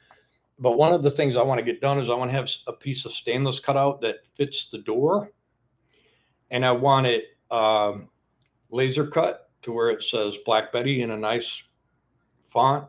And then I want to put in the corner owned by Jessica Pretty.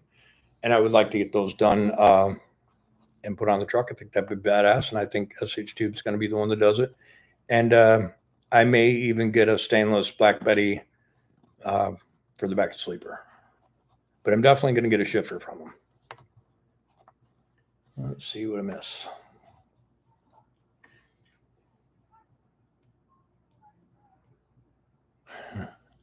Yeah, I could use that nice grill off of the screen door. And it's so funny because I dog him about that all the time. Wayno's a good dude. I know you guys know I talk about him all the time and always say, you watch his channel, right? But he really is a great guy. And his channel is blowing up. He's made some decent maneuvers that I've criticized him for to his face, not in his comments, but I criticized him about some stuff about his channel that I don't like. But it appears that I am the minority when it comes to that because his channel is doing very well. And I'd love to see Wayno hit silver play button this year. And I'd love to see him continue to grow his channel. He's a great guy. He's so helpful. He will drop everything he's doing and spend 3 hours with you on a phone call trying to help you not be an idiot. I mean, he is really a great guy. And so his channel's doing well, and I consider him to be a friend of mine, and I think he's found a good direction for his channel. So if you guys don't currently watch Old Two-Stroker, man, just jump over there, subscribe to the channel, tell him I had to twist your arm, but you came to watch, and you'll see he's a good dude. He loves 2-stroke stuff, and he's a great mechanic. Great channel.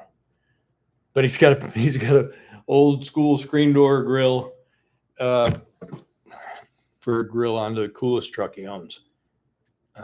But I'll let you discover that yourself. Let's see.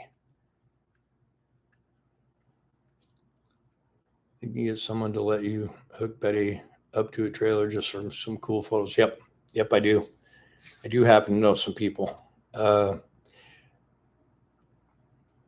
If Tim hasn't been using the hell out of the globe, I would have probably shot up there for some RGN pics. But Tim uses that thing all the time. I mean, I think he uses that trailer more than any other trailer. And I'm glad that it's working out good for him. And, I had mixed emotions about that whole thing because I really didn't want to lease the trailer out, but then I didn't want it just sitting in the driveway. And Tim did me a solid by doing the deal. And I hope that I did him a solid by doing the deal. And, it's hard when you do a business transaction with a friend, because it can get ugly, but I'll tell you that it has been a pleasure working with him, and not only just being his friend, but, doing that deal together. It's been a pleasure working with him. And he really, honestly, is a great guy. And you can have different emotions about his channel or whatever, but that is a solid dude. When he tells you he's going to do something for you, or help you in some way, he comes all the way through. So just felt like I should say that.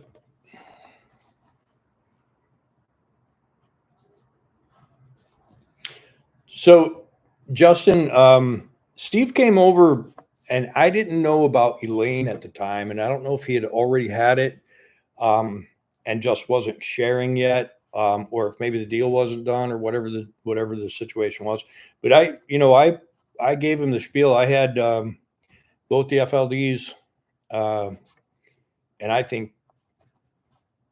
I honestly wish I would have never sold either one of them, because all I did was piss the money away. But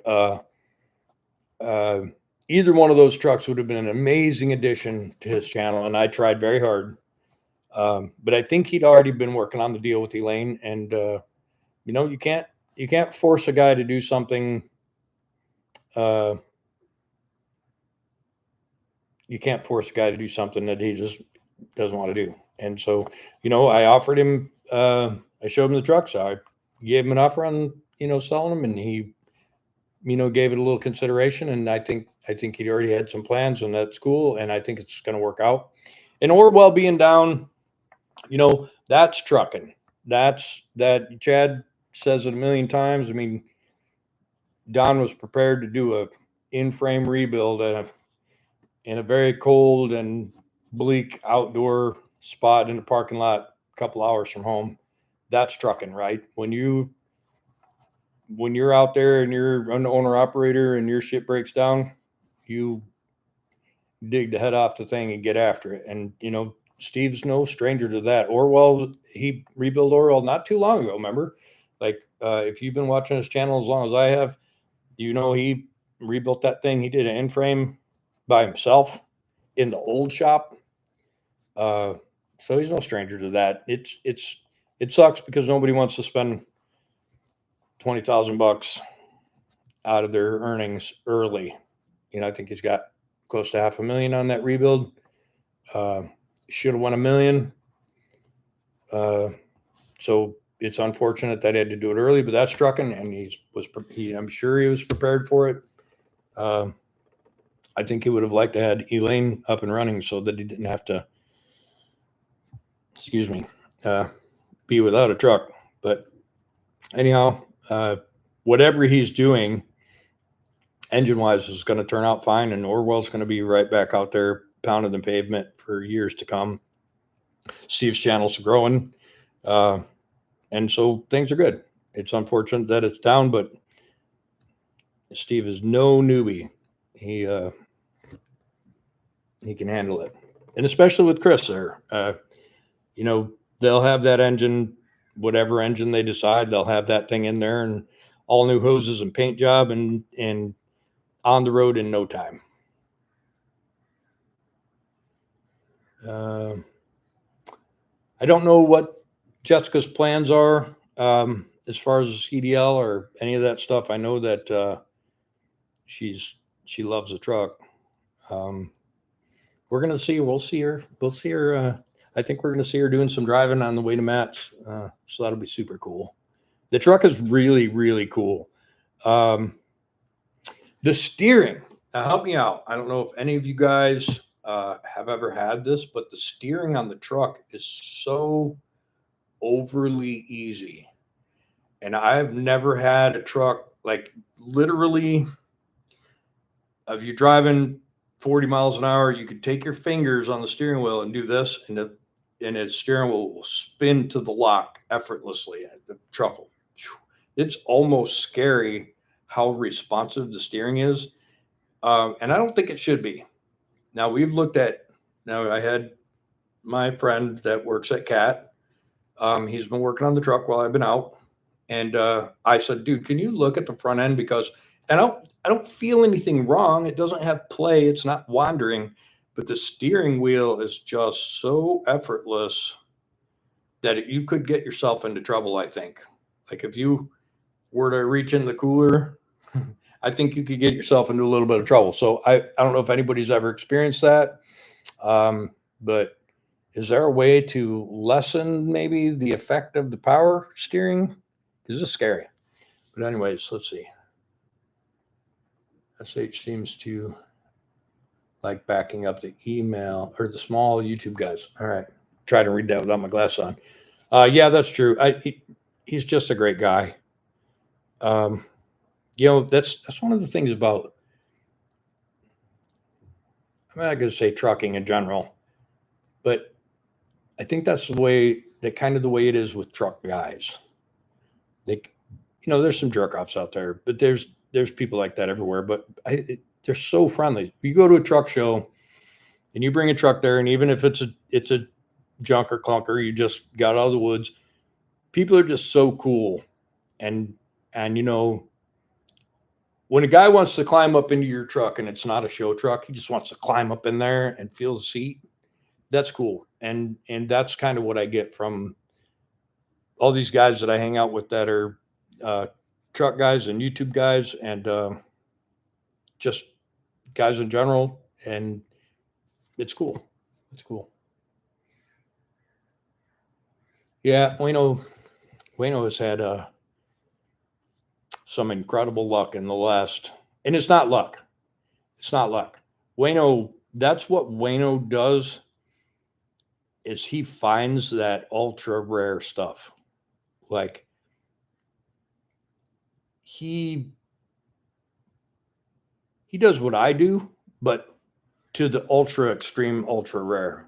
I'm a little envious of his skills in finding that stuff.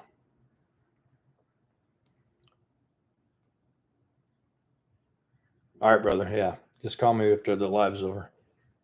It's okay, Jeffrey. We're still talking for a while. I'm not in any hurry today. Jessica's not yelling at me to get done. Yeah, Darren, going back to that. Yeah. I was nervous about, because I don't like to do business with friends ever. I'm not a very nice person. And I just would rather not destroy a friendship over money, right? And I was worried about that.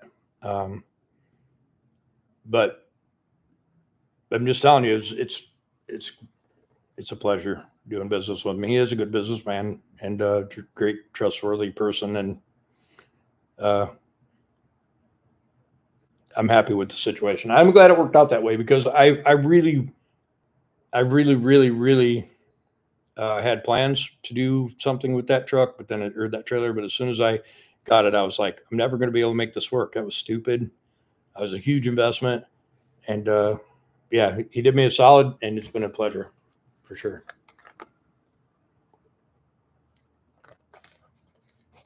Yeah, I know he does, Neil. He's done that before, right? We've seen him out there. We've seen him out there in a couple of the company's trucks.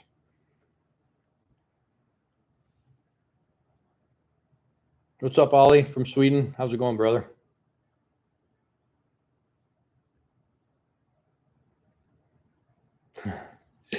Yeah, Tracy. You can see that. You can definitely see that. Right on, Kelly. Steve's a great guy. I wish we lived a little closer. That's the bad thing about meeting people online is you become friends with them, and then the distance and the schedules, people's schedules. Like me and Tim live relatively close to each other. We live close enough together that we should do collabs all the time. Me and Chad live, and same with Don. The biggest problem is Don had a regular job and then trucked on his off days, right? Which worked out better for us, I think, than now, because he had to come by my place to go back home. Excuse me. So we got to see each other a lot more. Now that Don's full time over the road, it's not as easy just to swing by my place. So we don't see each other as often. Sucks. And then Chad, Chad lives the furthest away, right? Is Chad farther away than Steve? They might be equal distance away, but Chad made the effort and came over to my place a bunch of times out of the way of work. But it's tough. It's tough to hang out with friends when everybody's got a job, and when they've got time off, I'm overseas, and when I'm home, they're out, on the road and at a distance. So I wish that we could all live in the same area, but then, and we just have one big YouTube channel instead of a bunch of little ones.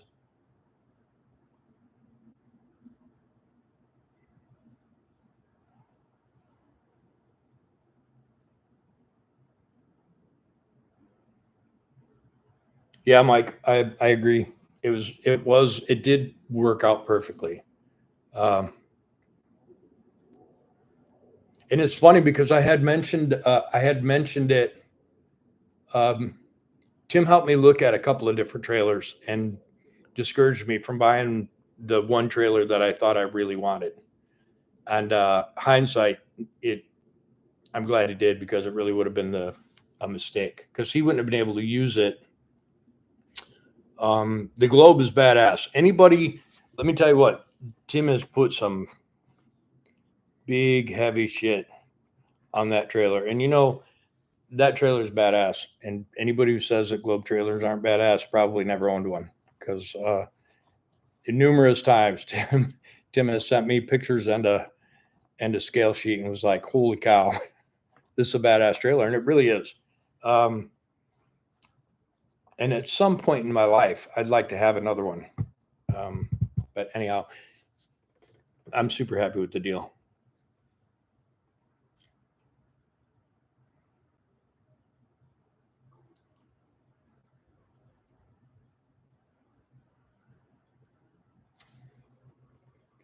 Justin, help me remember which engine that is.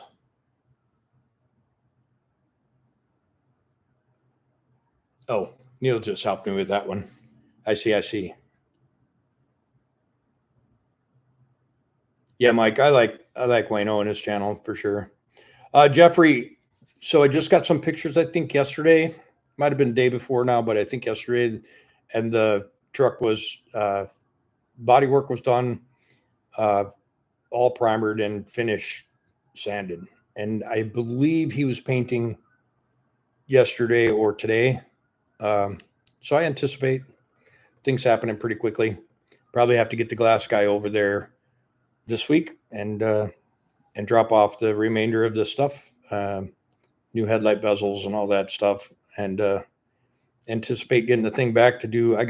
There's something wrong with the electrical system. I don't know if some ice got into something, or if the alternator shorted out. There's something happening with the electrical system. We'll have to get after that, put a new starter on it, maybe an alternator, some wiring, clean up some some of my early airline work that I'm not happy with and get some exhaust on it and get Don over to polish her up. See if we can't sell that hog. Maybe take it to a show or something. Yeah, for sure, Don.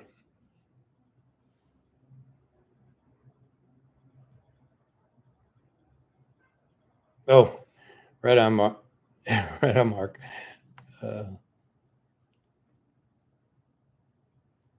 Jeff, I hope I said that right. I do have a full-time job. I'm at my full-time job right now. I'm a international cargo pilot. I'm a captain on a 777. Yeah, Steve's in Wisconsin. I just can't remember where.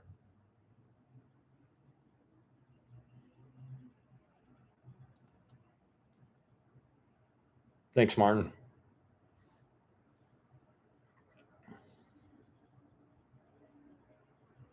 Yeah, I remember now, Justin. Yeah, that's not really a great engine to try and get out over the road in.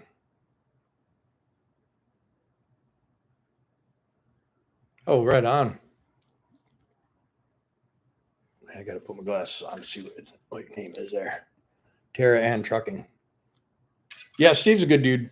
Steve actually gave me a shout out when I first started YouTube, and we talked about it later. And he's like, "I did. I don't even remember." I'm like, "Yeah, you shouted me out when I only had like 1,000 subscribers." Um,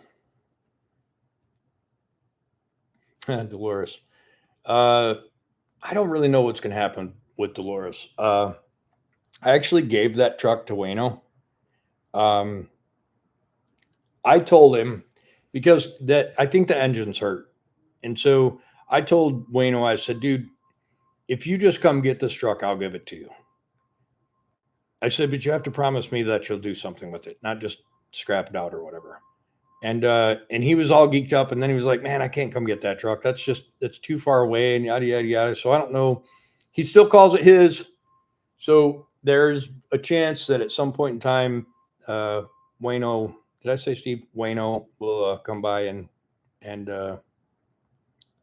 pick up Dolores. We'll see. Dolores deserves to go somewhere cool, and Dolores was like stripped out pretty heavily, and Dolores needs somebody to do something good with it. And I'd like Wayno to do it because it's Detroit powered.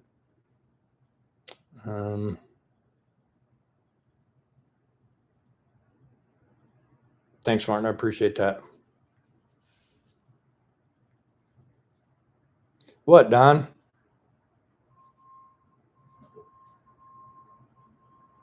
Oh, freedom. Yeah, that's right. That's right.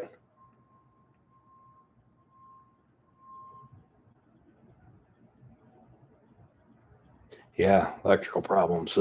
You guys, oh man, I am not an electrical guy at all, right? And I don't know how much you remember about Black Betty's electrical system, but I had this former friend uh, who was like, "Oh man, I'll come over and do all your electrical work. I love electrical work. Look at my electrical fancies. I do electrical work." And he came over and while me and Don and Chad and Garrett, G Money were doing the rear brakes and bags and bearings and bushings and all that shit on 12, this guy was over there taking all the wiring out of all the wiring loom on the truck and just traipsing it all over the truck. And they quit me. And so he like made the job 20 times harder and then just ditched us. And so, um, anyways, no sense crying over spilt milk. I have gone through that wiring in the truck reluctantly. I tried to get Don over there, but Don is not James's personal electrician. He's got a job to do too, right? So I tried to get Don over there a few times, and like time was ticking. So I'm like, I'm just going to get after it. Oh boy. And me and Jessica, we spent hours and hours digging through the wiring harness and cleaning wiring harness numbers and laying wires out and only finding this much of a 10-foot wire and scabbing on new wire and labeling it and looking at the wiring schematics. I bought a wiring schematics from I'm going to screw up his name, Brandon Lano. he bought out Chicago Marmon, and he put me together a badass wiring diagram out of a bunch of PDFs and had it all put on one sheet. And it has been invaluable.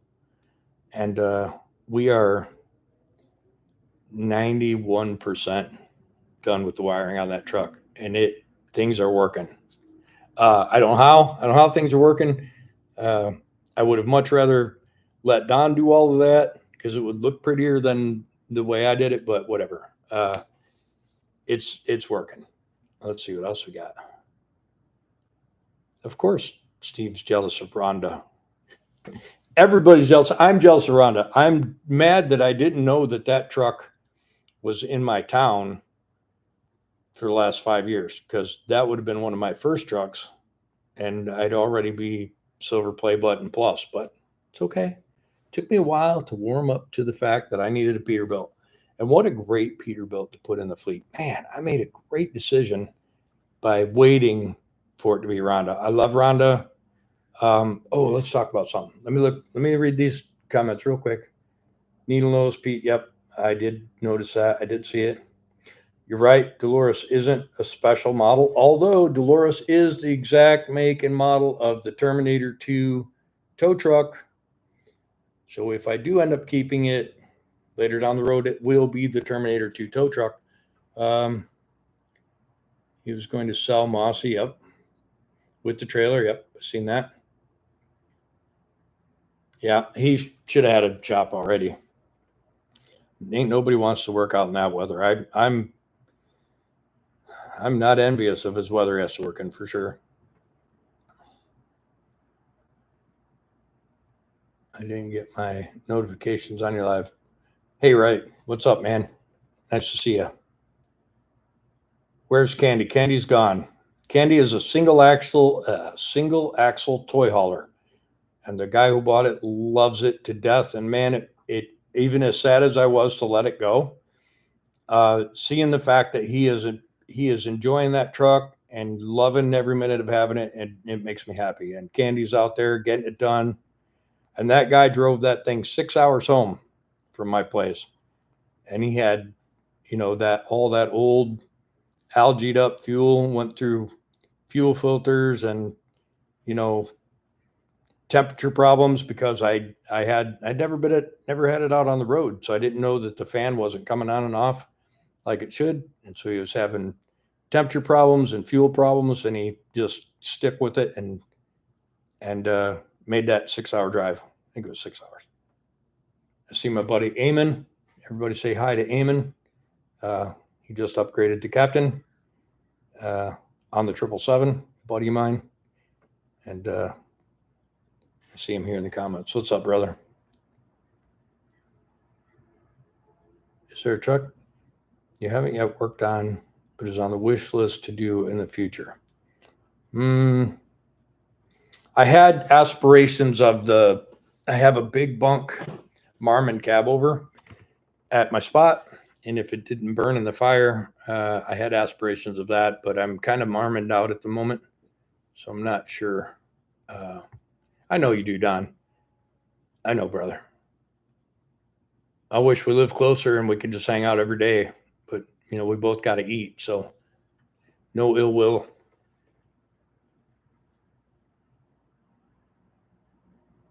The other cab wiring is hacked off.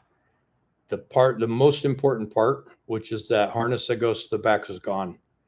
And the reason why the wiring was so bad in the Marmon in Black Betty is because at one time they did a clutch job, and the wiring harness was between the engine and the transmission, and they run that baby up with an impact.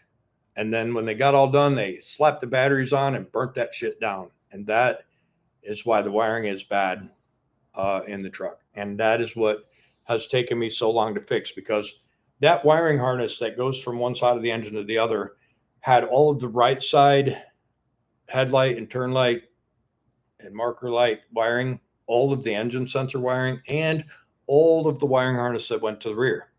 And so that truck, when I got it, had no working rear lights. The only way that truck was passing a DOT was if the trailer was hooked up to the 7-way, because the 7-way was wired separately. So all of the rear lights for the trailer worked, but none of the rear lights on the truck worked. All of the right side head, turn, and running lights were jumpered across from the left side because all of that wiring was cut off in the back. The sleeper wiring harness was cut in half. The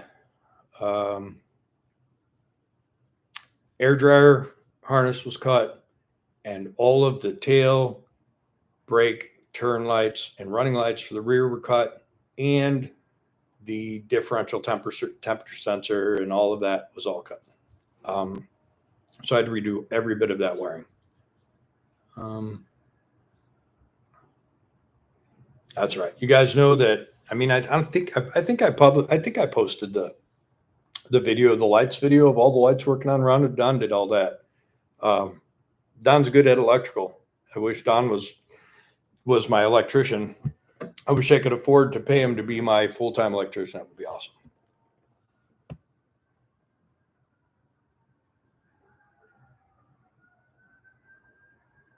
Yeah, Don's great at wiring, though. He banged that shit out fast. One day, he had that stuff going.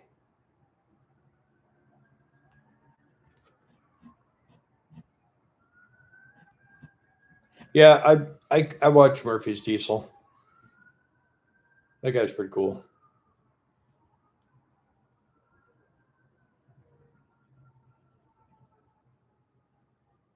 What's up, Mauro from Italy? What's up, brother?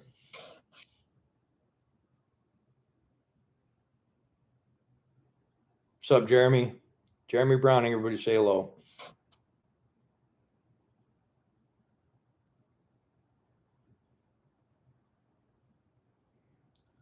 Yeah, Tom, I tried to buy the property from JP. The property that burned is not JP's. The property that burned is the other hole where I got X and Franny and Betty and Fiona. Speaking of Fiona, I have not talked to him in a while. I'm going to have to hit him up and see what's going on over there.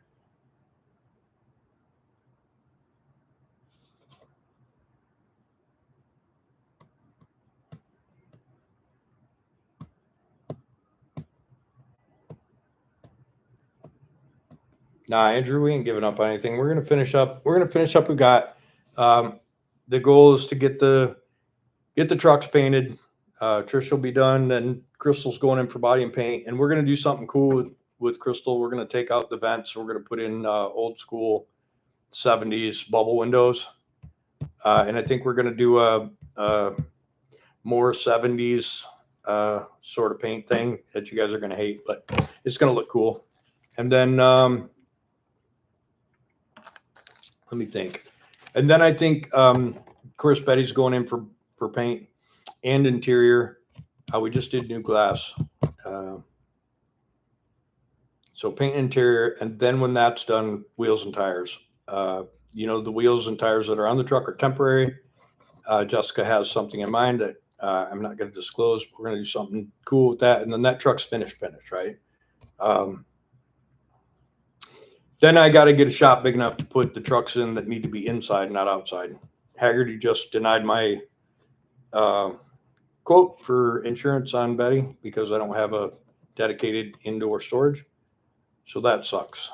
And I imagine that's going to happen with Trisha, Crystal, and Marla. Oh, yeah. I was going to say after Crystal's done, I'm going to take Marla and have it painted. And Marla will be painted back to the original paint scheme, which I'm not a super big fan of, but it is the factory paint scheme, and we're going to redo that paint scheme with modern paint, and then we'll PPF the front so that it never gets trashed like that again.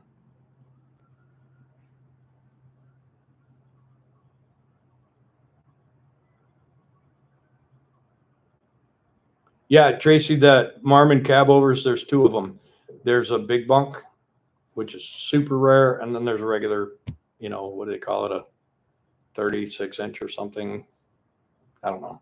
I think it's an 86-inch cab versus a 110-inch cab or whatever. But They're both rough, been in the woods a long time, both spring ride, both Cummins, both 9-speeds, unremarkable. But they are Marmons, and body wise, they're in pretty good shape. So those trucks, I believe I'll give away the regular cab and maybe do the big bunk for myself. But the goal is to get rid of all of them. And when I say get rid of them, I mean save them from the woods and get them to people who want them.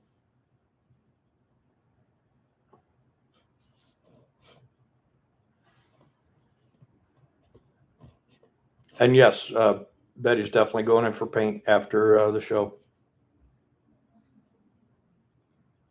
Yeah, Marla, I decided Marla was the most comfortable truck.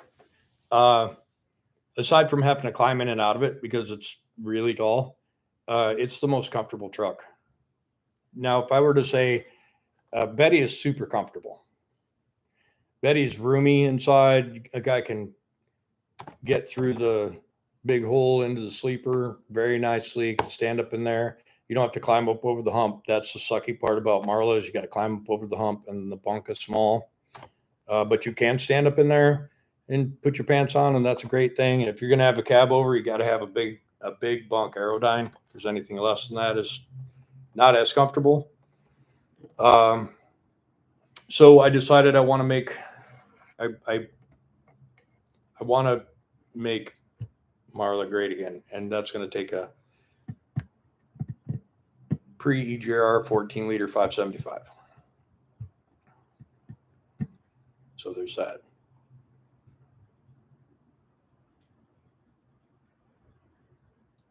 Marla is in the original paint scheme. That is how that truck came from the factory. The factory color and the factory stripes.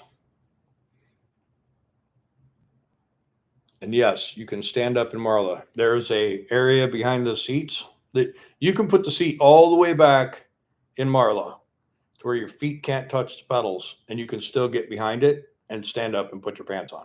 There's a huge area behind the seats in that truck. But you make up for that with a mattress this wide. It has 2 bunks, and it's got a, I think, 31-inch wide mattress. So you're not sleeping in luxury, but you can stand up and put your pants on. And it was really cool because behind the passenger seat, there's a refrigerator that slides out from the toolbox to the behind the seat. I don't have that refrigerator, but eventually I'll find something like that. And it'll have the fridge and a microwave that are there, and it has a closet. It has like a clothes closet, and what it is it's just a space above the toolbox, and it's closet length, and it has a vinyl door, and you can hang up your pants and hang up your shirts. It's badass. Hang up your coats. Super cool.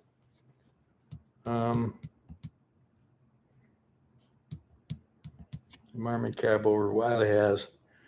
My Marmon cab over is badass. This one that I'm calling mine, this big bunk, I'm telling you, we're gonna do something with that soon, and you guys will see. That thing is so cool.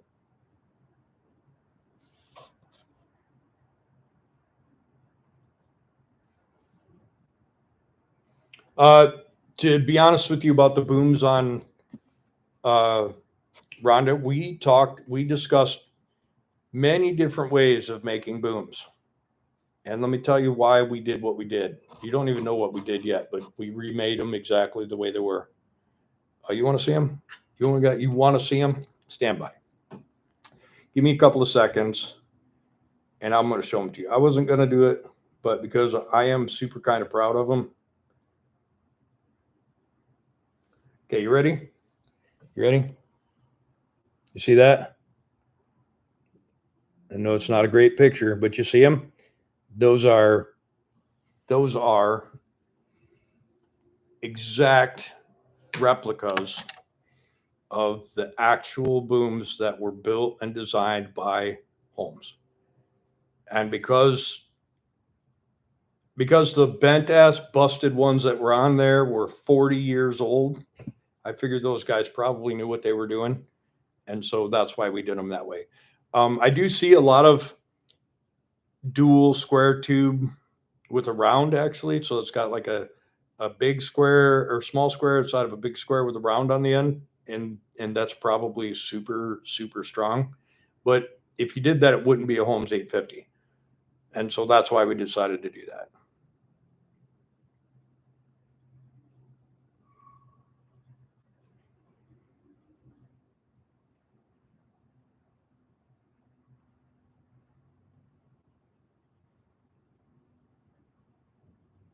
You know, I never tried to stand up in the closet, Kelly. I think you're right. I think I could stand up in the closet. That's funny that you mentioned that. I've never even unsnapped, because it's got the two vinyl sheets and it just has the gap in the center. You can just stick your clothes in and out. I've never even unsnapped it because I was worried about screwing up the snaps to hold it shut. And since the material's in perfect shape, I just cleaned it on the outside. But I think you can stand up in there now that you mention it.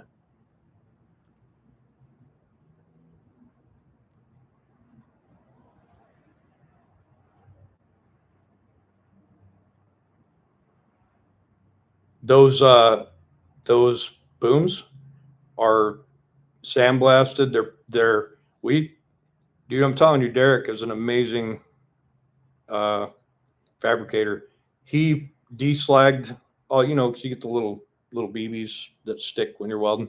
He took all of that off. He cleaned all of his welds. He polished all of that stuff up. Then we had them sandblasted, and those are powder coated safety yellow. And we did that. We did that in response to a comment I made on somebody else's wrecker. When Tim built that wrecker and they painted that thing, uh, I said that he should have painted the boom yellow because you need some visibility when you're out there in the dark and you're trying to do a rescue. And towing and recovery is super dangerous anyways.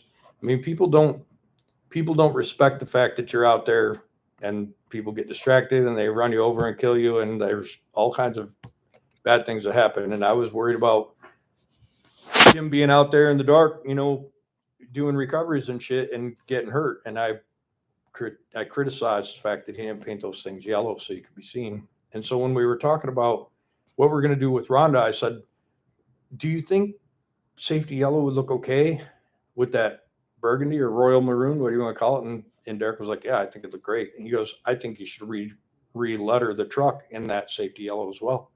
And so that's what we did. We made those booms, and they're sandblasted and powder coated safety yellow. And right now, Derek is um, bushing. He's doing bushings and and I'm not going to say all of he's doing bushings on the rear pulleys. If the bushings were gone. So we're doing greasable new bushings and cleaning up those, I don't even know what you call them, but all of the rotatable pulley gizmos on the back. We're doing all of those, rebuilding all of that stuff, rebushing everything, and that's going to also be powder coated safety yellow. And I think eventually we'll rebush all of the pulleys and recable that thing. And then once we get to the point where we're going to sandblast, prime, paint the truck, it's going to be the same color, that same burgundy. And then the lettering on the truck is going to be in safety yellow and black. It's going to look good. You're going to like it. And yeah, those booms. When we loaded them up for him to take them and get them powder coated, I was like, "Damn, dude, those look like brand new." And he's like, "That's because they are brand new." I'm like, "I know, but you know what I mean. I mean, they look factory. They look exactly like I would have thought the old bent up stuff looked when it came out of the factory." Let's see what I missed.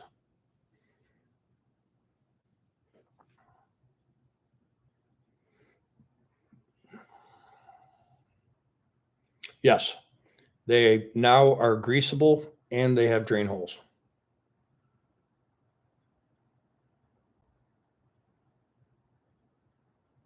Nice, Kelly.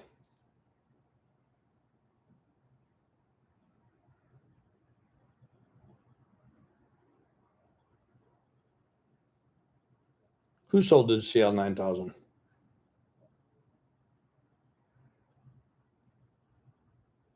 Oh, I sold the CL 9000 Impala. Yeah. Thanks, Andrew. Yep, everything's good. Hope it is with you. Gold leaf. What, Tim? Did I miss a question?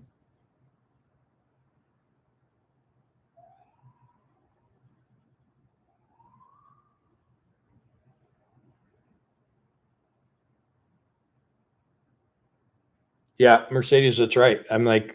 It's like with me, I'm a welder fabricator, but I'm not a good one. I'm a hack. I'm a rough carpenter. I can get it done. My welds will stick and I can get it done, but it's not gonna be the nicest looking thing. And Derek is truly an artist. Uh, I think I think I think I show he built a cross member to go right where the frame cut is. And I just like blipped out in my mind what I thought I wanted in there, and he built it. And when he brought it over, um, I cleaned it up, and Jessica painted it, and it looks like factory stuff. It's nice. We were thinking about some gold leaf, and I'm not afraid to use some gold leaf, but I think we're gonna do a stripe on the cab, and I think that stripe on the cab would look cool with like a fire truck sort of gold leaf. Yeah. Um, but we'll see. We'll see. We'll see.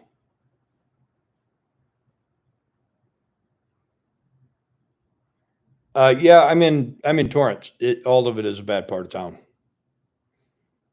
This California's not really a safe place.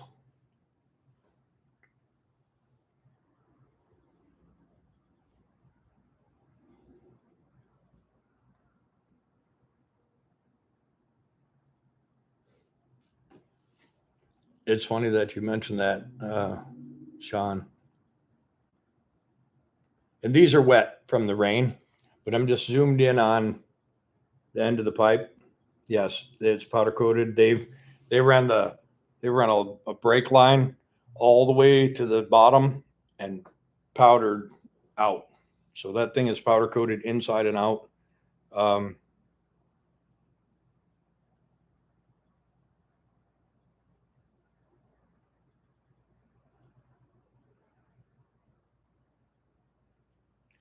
so yeah, I'm super excited about the booms. And there's a chance that the booms might be back on the truck this week. Um, it depends.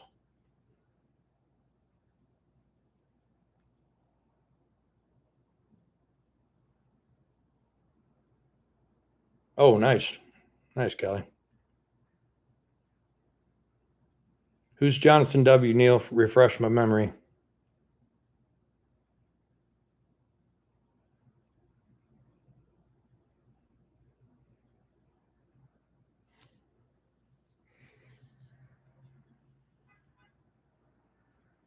Yeah, I observe all the rules of safety when I'm out. Uh, I don't go out at night and do dumb shit. And during the day, we're like right by a mall, and this is a pretty populated area, so I don't go very far. All right, let's see. We've been out for about 2.5 hours, looking to see what's transpired while I've been on here.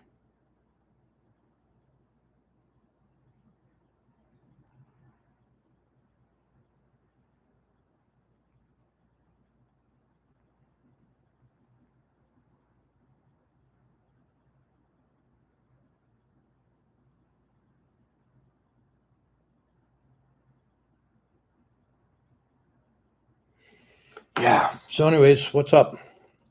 What else you guys want to talk about?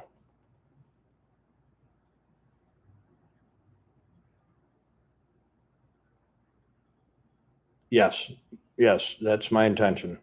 I'm gonna I'm gonna buy whatever's left at the spot, um, with the intention of, and you guys have to help me. Like I can't afford to do it. I don't want 15 of my own trucks. So I'm gonna go there and I'm gonna pick a truck and we're gonna buy it. We're gonna do a wheel start. We're gonna buy it.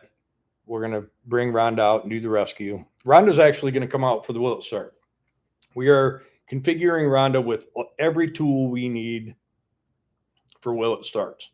Ronda is going to be the truck that I go to the woods in and do the job in. And then hopefully I buy the truck and I use Ronda to bring it home. And then we're going to wash it. We're going to go over it, and then we're going to give it away. And when I say give it away, we're going to do a giveaway that requires you to buy a shirt or shirts or something. And we're going to give away every truck that's left in the woods, because I'll be damned if something's going to happen and these trucks are going to get ruined like the fire, and I will have not saved them. And I can't afford to buy them myself. And so we're going to do it together, and we're going to give them away. Camaro's sitting up on jack stands in the shop. I was just in the house garage. I was just talking about it the other day. I think we're going to get it out, do a first start in a couple of years, and get the tires aired up, grease the thing up, and maybe get it out and burn the wheels or something. I'd love to sell that car. I'd like to sell the Nova too. I think Jessica is, I think we're going to move away from the old car thing. And I think Jessica's going to get a SRT Durango. And I don't know.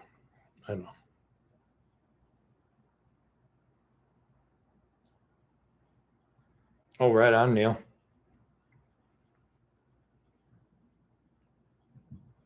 Bob, I haven't sold anything else so far. X, 12, 13, Whitney. Is that it? X, 12, 13, Whitney. Oh, and Candy. Yep.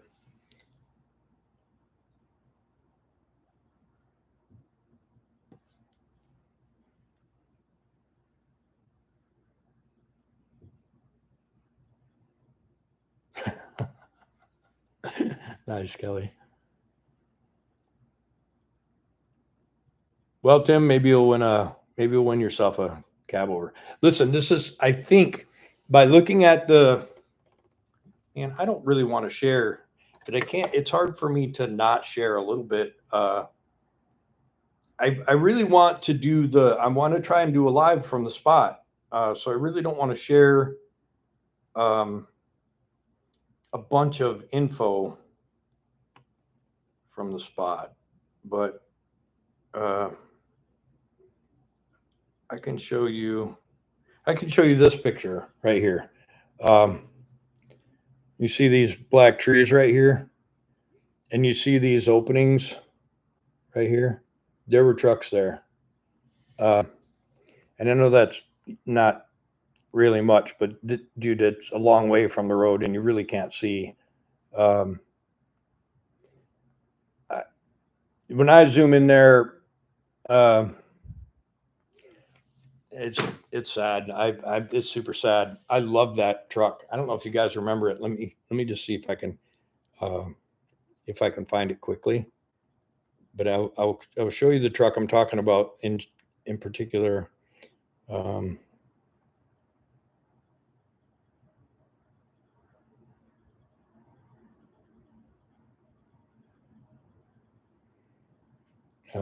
Only take me a second. Oh, just ran a girl from when I bought it. This truck right here. You guys probably remember this truck, right? Let me see. I don't know how to make it. Okay, there it goes. You see that truck? And then you see that setback axle FLD next to it. This truck here is the one that it's in the intro video I have, where I'm hosing the thing down with starting fluid, and it fires up, and you hear Jessica in the background go, "Oh shit!" And I love that truck. Like that truck, me and the owner of that truck have gone around and round and round. And I've tried to buy that truck, and he wanted more than I wanted to give, and I was just playing the game and waiting him out. And that picture I just showed you of the hole by the tree was where that truck used to be, and that truck has melted into the earth. And And I'm so sad about that. I can't even explain to you um, how sad I am about that truck being gone. 12.7, 470, about a 94 FLD with the small bunk, that little tiny small bunk on an FLD, which is just a great truck. And we were like $1,000 apart. And yeah, and now it's gone. And he's bummed because he was like, well, damn, I should have just sold it to him if I'd have known it was going to be gone. You know, like he cares about that stuff too, which is why he didn't want to just give it away. And then, you know, he lost a lot of trucks and I lost a lot of trucks that were going to be mine. And it's a sad deal, but, let's see.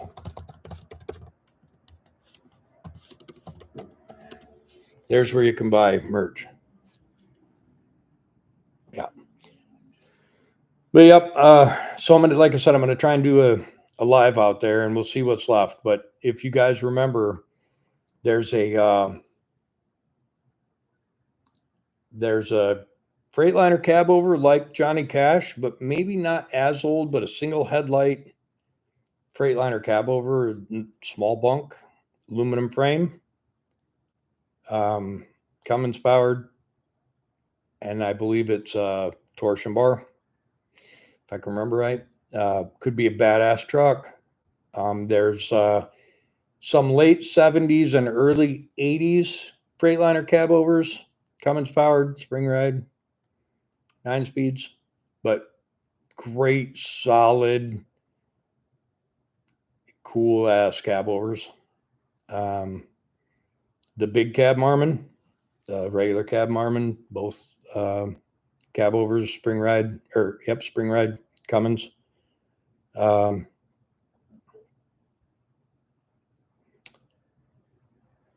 There's a older FLC, Cummins powered, and the trucks that I know are gone, 100% complete and in good shape. 362 Peterbilt cab over gone. A Volvo, I think it was a Volvo. It was a wrecked truck. Nothing great about the truck, but it was a cat powered Volvo, a rollover truck. I think an E model. Gone. A cutoff that I thought about buying many times. It looks like, I think it was a Freightliner, Airliner 2. Gone. That white FLD gone completely.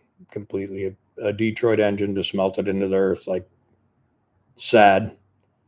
And then that setback axle, you could see the headache rack, which is surprising. The cab is completely burnt off of the frame, and the junk ass cheap headache rack's still there.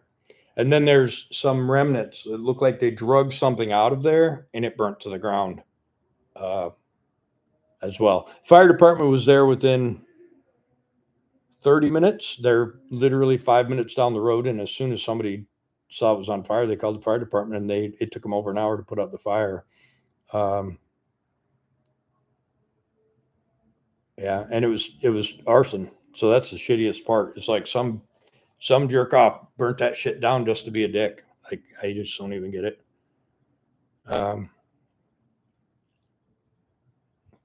What's up, brother? Sorry, I was not looking at the chat. Sean, JP has a 362 that I think I'm going to buy.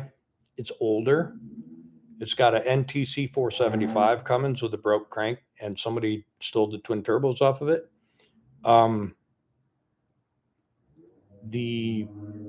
It's been stripped out, missing the glass, seat, most of the instruments. I was going to actually buy both of those 362s and use the used the one that burned to make the other one whole. But now I don't know what I'm going to do.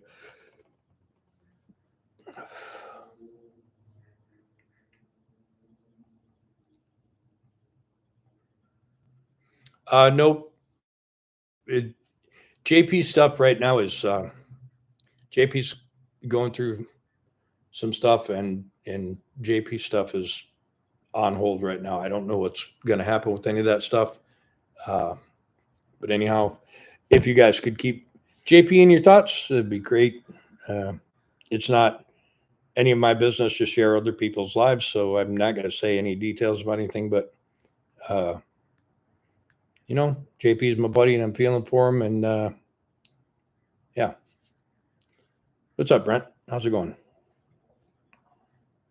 What's up, Rod? Kelly, you need a 74 what, brother? A 74.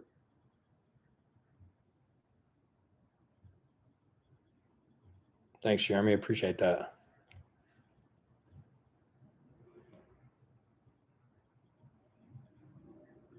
Second truck. 93 FLD. Yeah.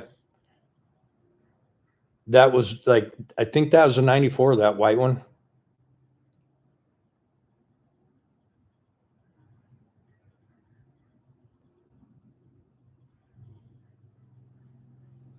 Dude, I think that is exactly the truck. Like maybe 1 year different, but that same interior. The weird thing was when we were trying to start that truck, the transmission would put itself into gear as the engine was starting. It's the strangest thing I've ever experienced. And I think I've like thought in my mind 100 different ways that it could be doing that, because it'd be in neutral.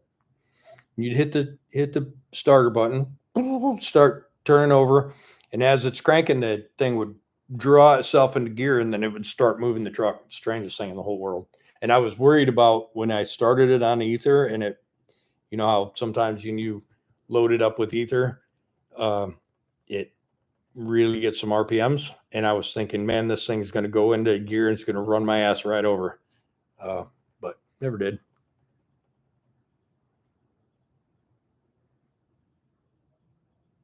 What's up, Chris? Kelly, what do you need in a 74 what? A 74 Freightliner cab over?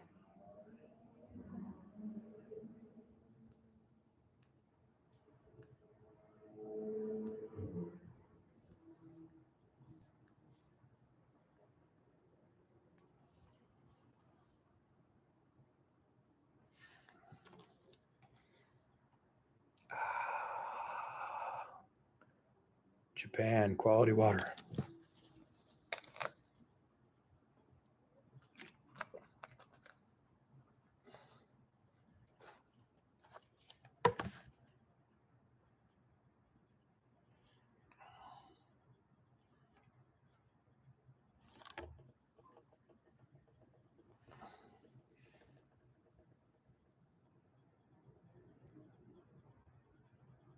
Yeah, I don't know. I thought that there was a rat's nest in the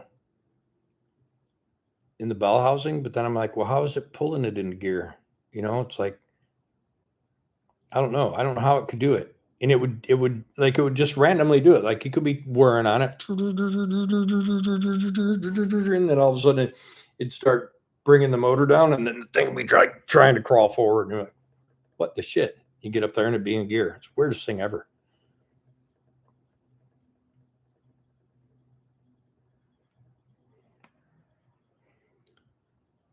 Yeah, 1693, that'd be cool. I think that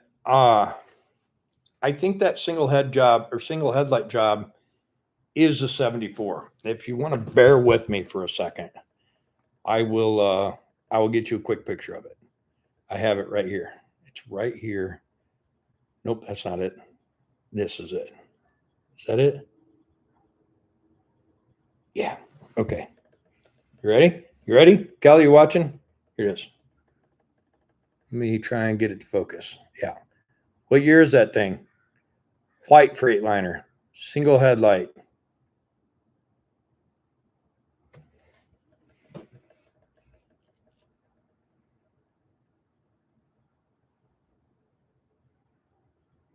Just waiting for Kelly to chime in and tell me what that was. Nope. The only news on the TRX is that it's gone forever and it's no longer my concern because the insurance company has paid me. But it's gone. Let's see.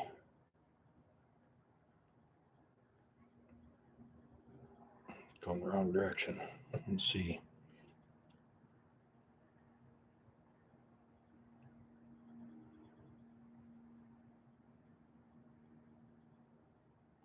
Dang it, man. I just had that truck right here in my eyesight. Kelly, smart. Bug eye was, I believe, always an option. Oh, okay. I didn't know that. Don. So here's another badass truck.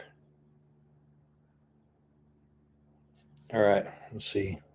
Definitely in the early 70s. That's what I was thinking, right? All right, here comes another one. This one I think is late 70s. Ready? Look at that baby. Just look at it. Man. Okay. Now I'll show you another one over there.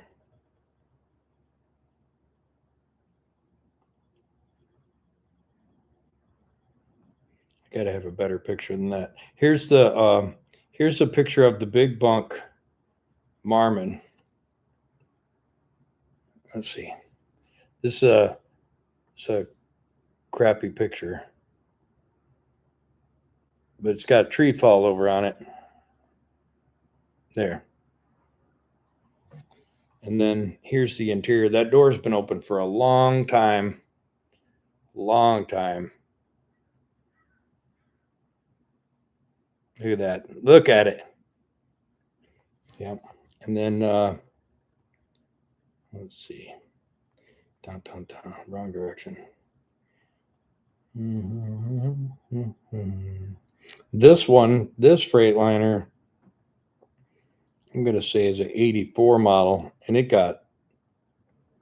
it's got at least 50 bullet holes.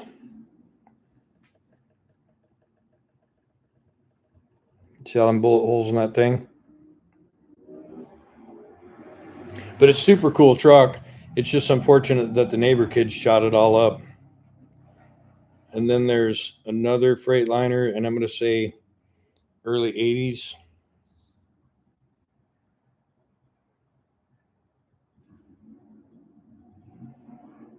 Somebody stole the grill out of it.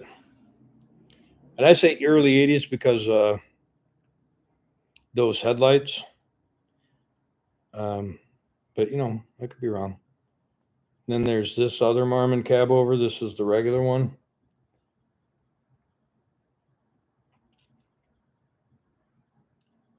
All right, Don, we'll see you, brother.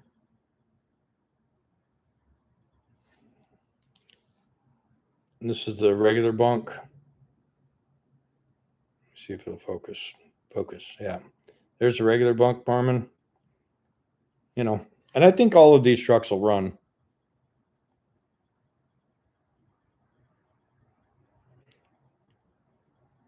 Let me see if I got another picture of that thing.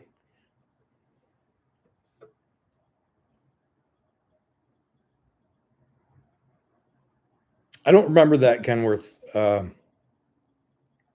from that show.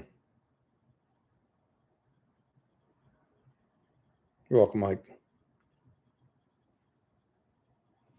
What do you want to see on that thing? The door handle is high on that single headlight jobby. I've got a picture.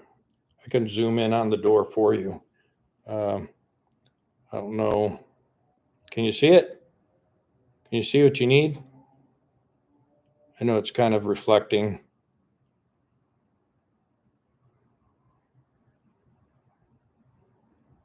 Anyways, hope that helped.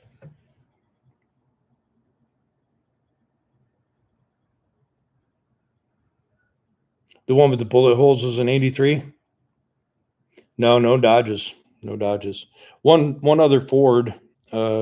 It's rough though. It's the one I got the grill out of.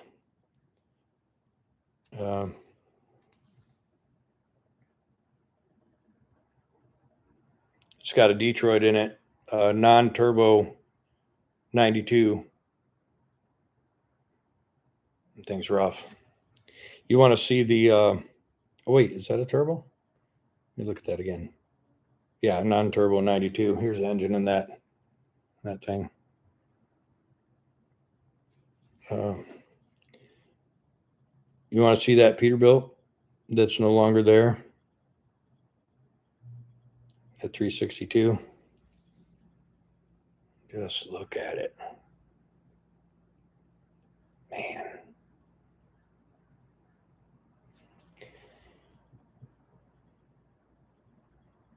And then here's that. Hey, Anthony, how's it going?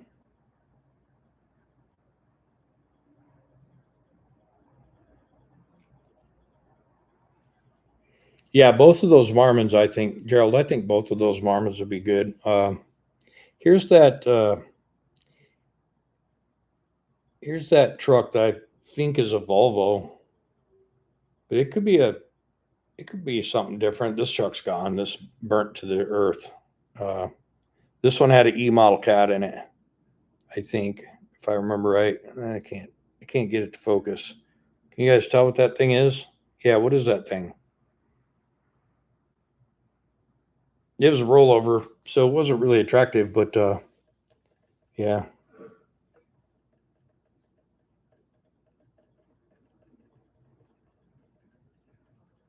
And then again, the small bunk FLD and the setback axle FLD with the exterior breathers, air breathers. I can't.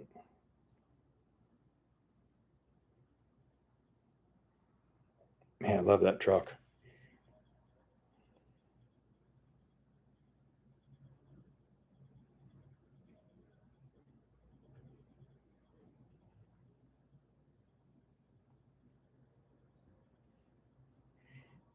Yeah, here's that.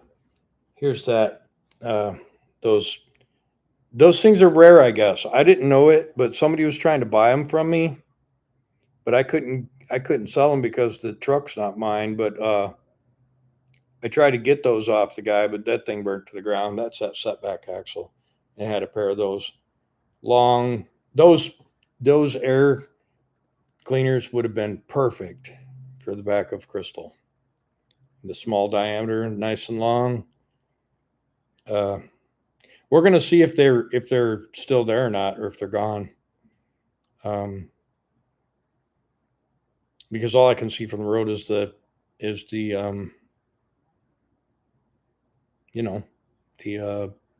headache rack. Remember when we got Betty? It was sitting right next to that. Let me see, sitting right next to that setback axle FLD that burned. So if Betty would have still been there, that would have been gone. That would have been a shame.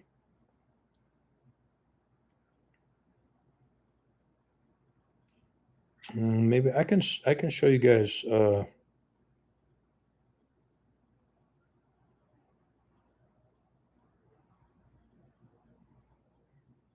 can show you guys the latest Trisha stuff, I guess.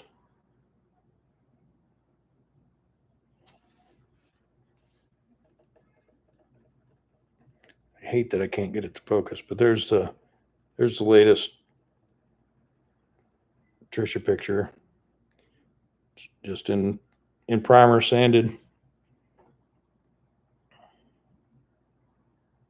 Maybe this will focus better. Yeah.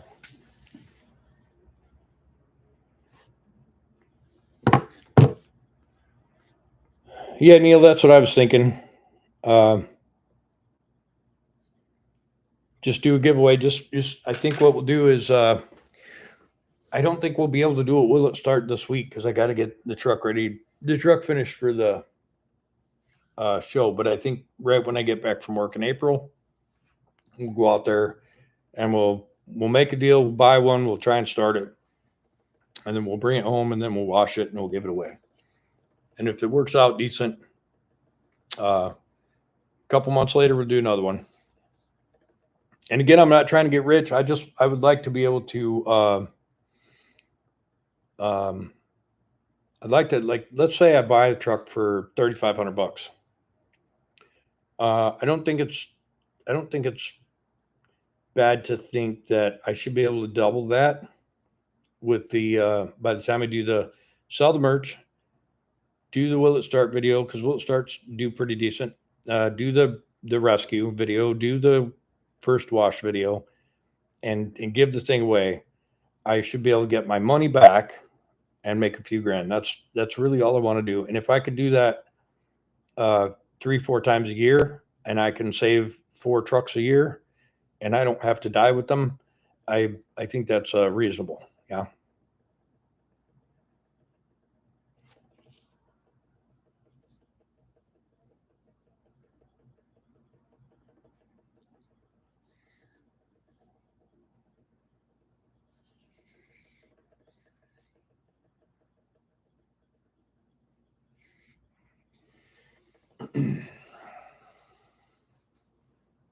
Anthony, I can't remember. Did I reply to you? I think I did, but how's it going if I didn't? Gucci lover. Oh, I'm tired. You guys tired? Man, I haven't got much sleep last few days. It's been a long week.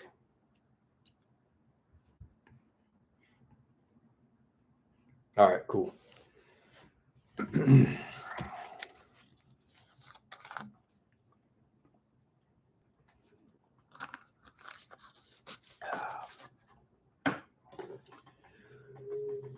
Whoops, sorry.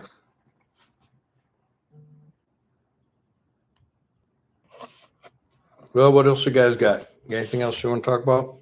I'm about to wrap it up.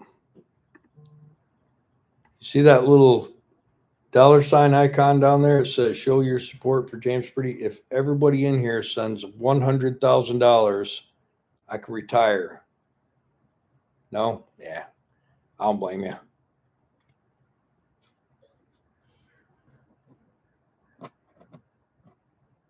I think, Neil, it'll be rescue to the road via Ronda towing it home. I think Ronda doing the tow work is going to be a great for the channel. Of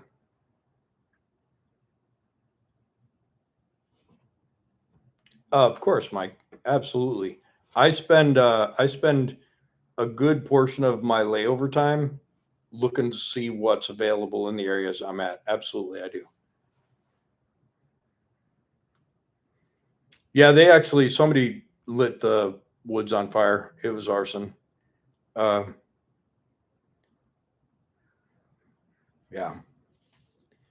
I think they actually like spiked a fuel tank and lit the fuel on fire. By the way, the power of the fire that turned the trees black in the center of the fire, I think that's where it started. But I'm not a fire investigator, so I don't really know. But they definitely said it was arson. That's why I couldn't go in to shoot a video, because it was a crime scene. Yada yada. Right on, Mark.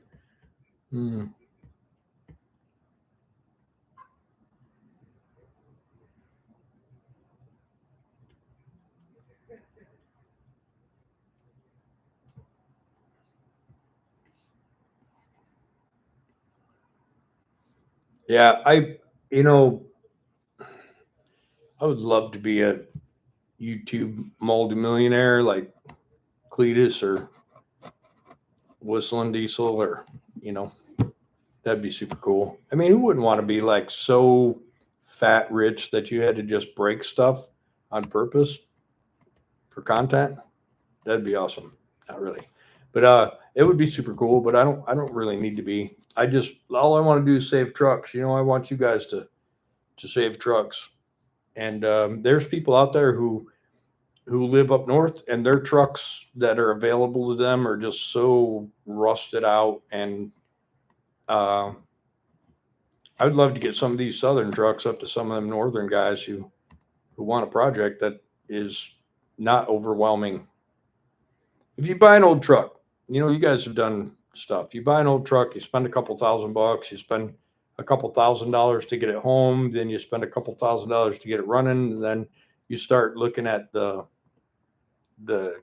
cancer on the chassis, and you're thinking about 10 grand to, cut it off. And then, even if you buy a cutoff, unless you buy, like I bought a new cutoff, relatively new cutoff, 2017, right? For Betty. And it still cost me brakes and bags, bushings and shocks and everything else. So, I got $15,000 in the cutoff, and I did all the work myself. Like, it gets overwhelming to think about the amount of money, even when you try and buy something that's relatively new. Hindsight, I could have bought a 2022 frame with disc brakes and all the fancy schmancies, and it was 10 G's. And I'm like, man, I'm not spending $10,000 to cut this truck off. And then I spent 15. So like, it can get overwhelming. And if you start with something that's not rusted out, like, talk about Peterbilt Mike for a minute.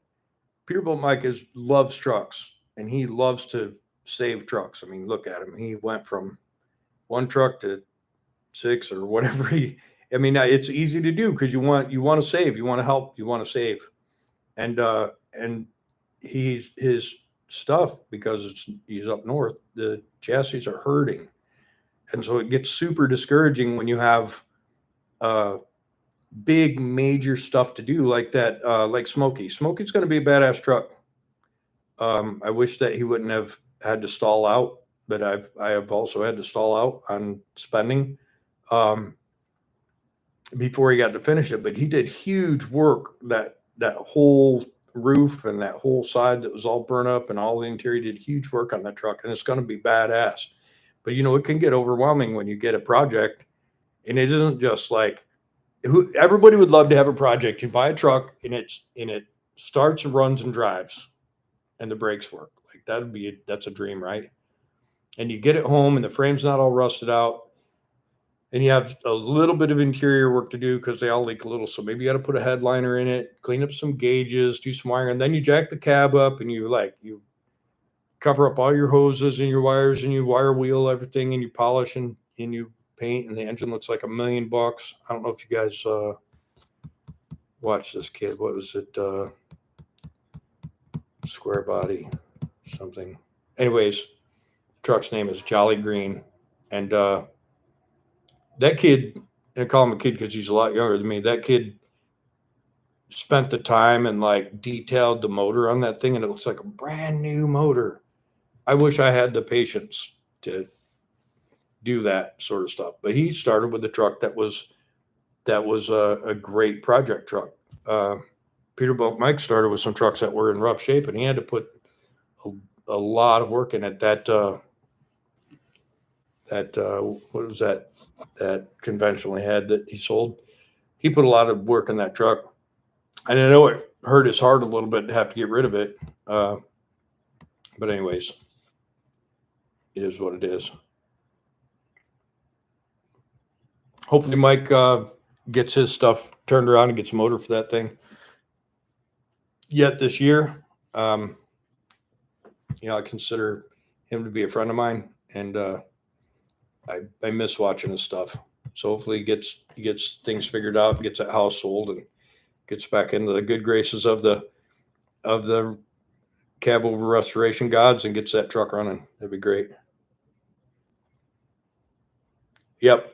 Marmon and Western Star were both hand built. You're right. The Marmon actually has a lot of Peterbilt stuff on it, I've noticed. Door handles and other stuff. The seal rubber gasket they use where the hood closes, Peterbilt. There's a lot of Peterbilt stuff on it. Yeah, Gucci. Yeah, it's gonna be ready. If you're on my Facebook page, I posted a little clip of it. It's good. We drove it the other day. feel like it's going to make the 7-hour drive okay.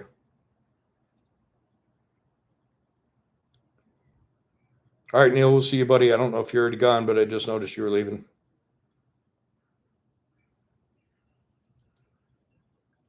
Yeah, Smokey's going to be cool. And I feel bad because I know Mike's sad that he can't just keep that shop and finish that truck right now. I know he wants to do it right now, and I feel bad because I get it. And like I said, I hope that everything speedily recovers and he can get back to making it happen.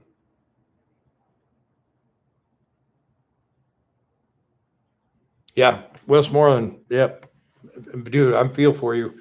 Like if I told you how much money I have in just making roadworthy stuff, like Franny is rapidly approaching her turn. I have got to focus on X right now.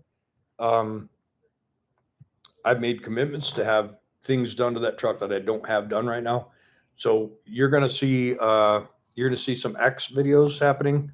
We're gonna get the clutch, the flywheel. First, we're gonna do a rear main seal, flywheel swap, new clutch, install the trans, and get the drive shaft out for rebuild. And that's going to happen fast. There's going to be some fast things happening on that truck. Bing, bang, boom. And it's going to be, you're going to be able to put that thing in gear and move it. And then I got to get after some wiring that's for safety reasons and change. I'm going to take those new air tanks that I bought for Marla, and I'm going to put those on X. X has got one air tank that's been bypassed with just a piece of gas pipe. It's crazy that anybody would do that. But they were operating that truck that way. And so they have the air tanks hanging down anyways to get the trans in and out. So what I'm going to do is I'm going to put the trans in, then I'm going to take those air tanks off and put the new tanks in and mount them all up. And then that air system should be good to go. So we're going to get after that quickly. And I think it's going to take about a week to get that stuff done. And then we got to start getting after wiring. So we got to get that truck roadworthy. He wants it this year, and I said I'd do it, and we're going to make it happen. So that'll be exciting because I love that truck, and I've regretted selling it many times. All right, Tara, appreciate you. Uh-oh, Mama's online. Hi, Mama. We've only been on for a little while. I haven't been on for 3 hours.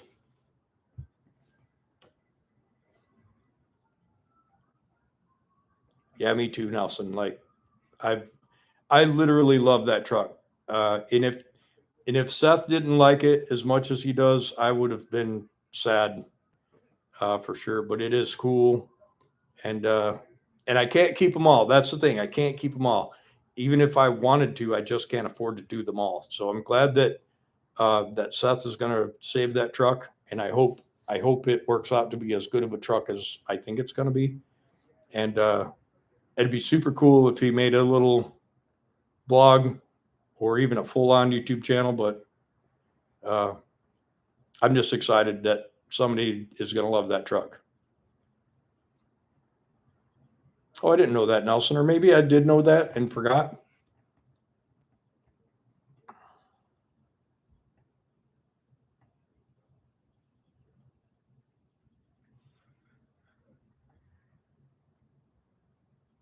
It hasn't been 3 hours, Jessica.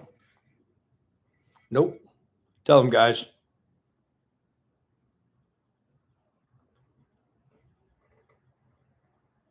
All right, Tim, I don't know if I caught you in time, but take it easy, buddy.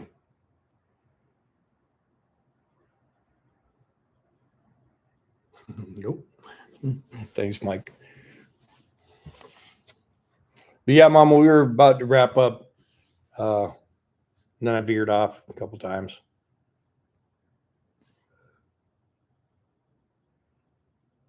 I feel old today.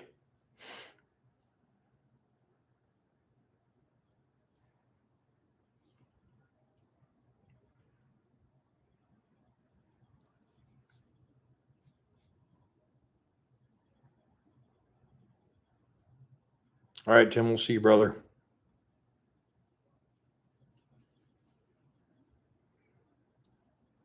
Well, I think we should wrap it up, guys. I think I probably repeated myself 100 times in this 3 hours, but I appreciate you guys all being here and hanging out with me, talking stuff and looking at truck pictures and stuff. And I do, Sean. And Franny, I'm telling you, Franny is going to get a stretch, just like Black Betty did. And no, Seth, I haven't. I actually, Jessica, we were supposed to get bad weather. And Jessica says, do you want me to try and get the bumper underneath X so it doesn't blow away? And then I just don't think she realized that thing was as heavy as it is. And I was like, nope, babe, I don't think it's going to blow away. That thing is super heavy. But it's on the agenda. We're going to, as soon as I get the trans in, and I don't have to pick the truck up from the front to get it under it, we'll put the bumper on, and I'll get you some pictures.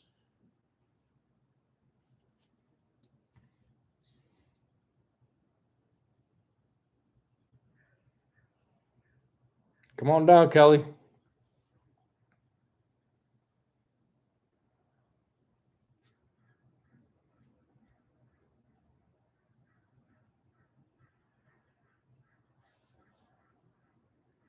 Right on, Westmoreland. Appreciate you being here.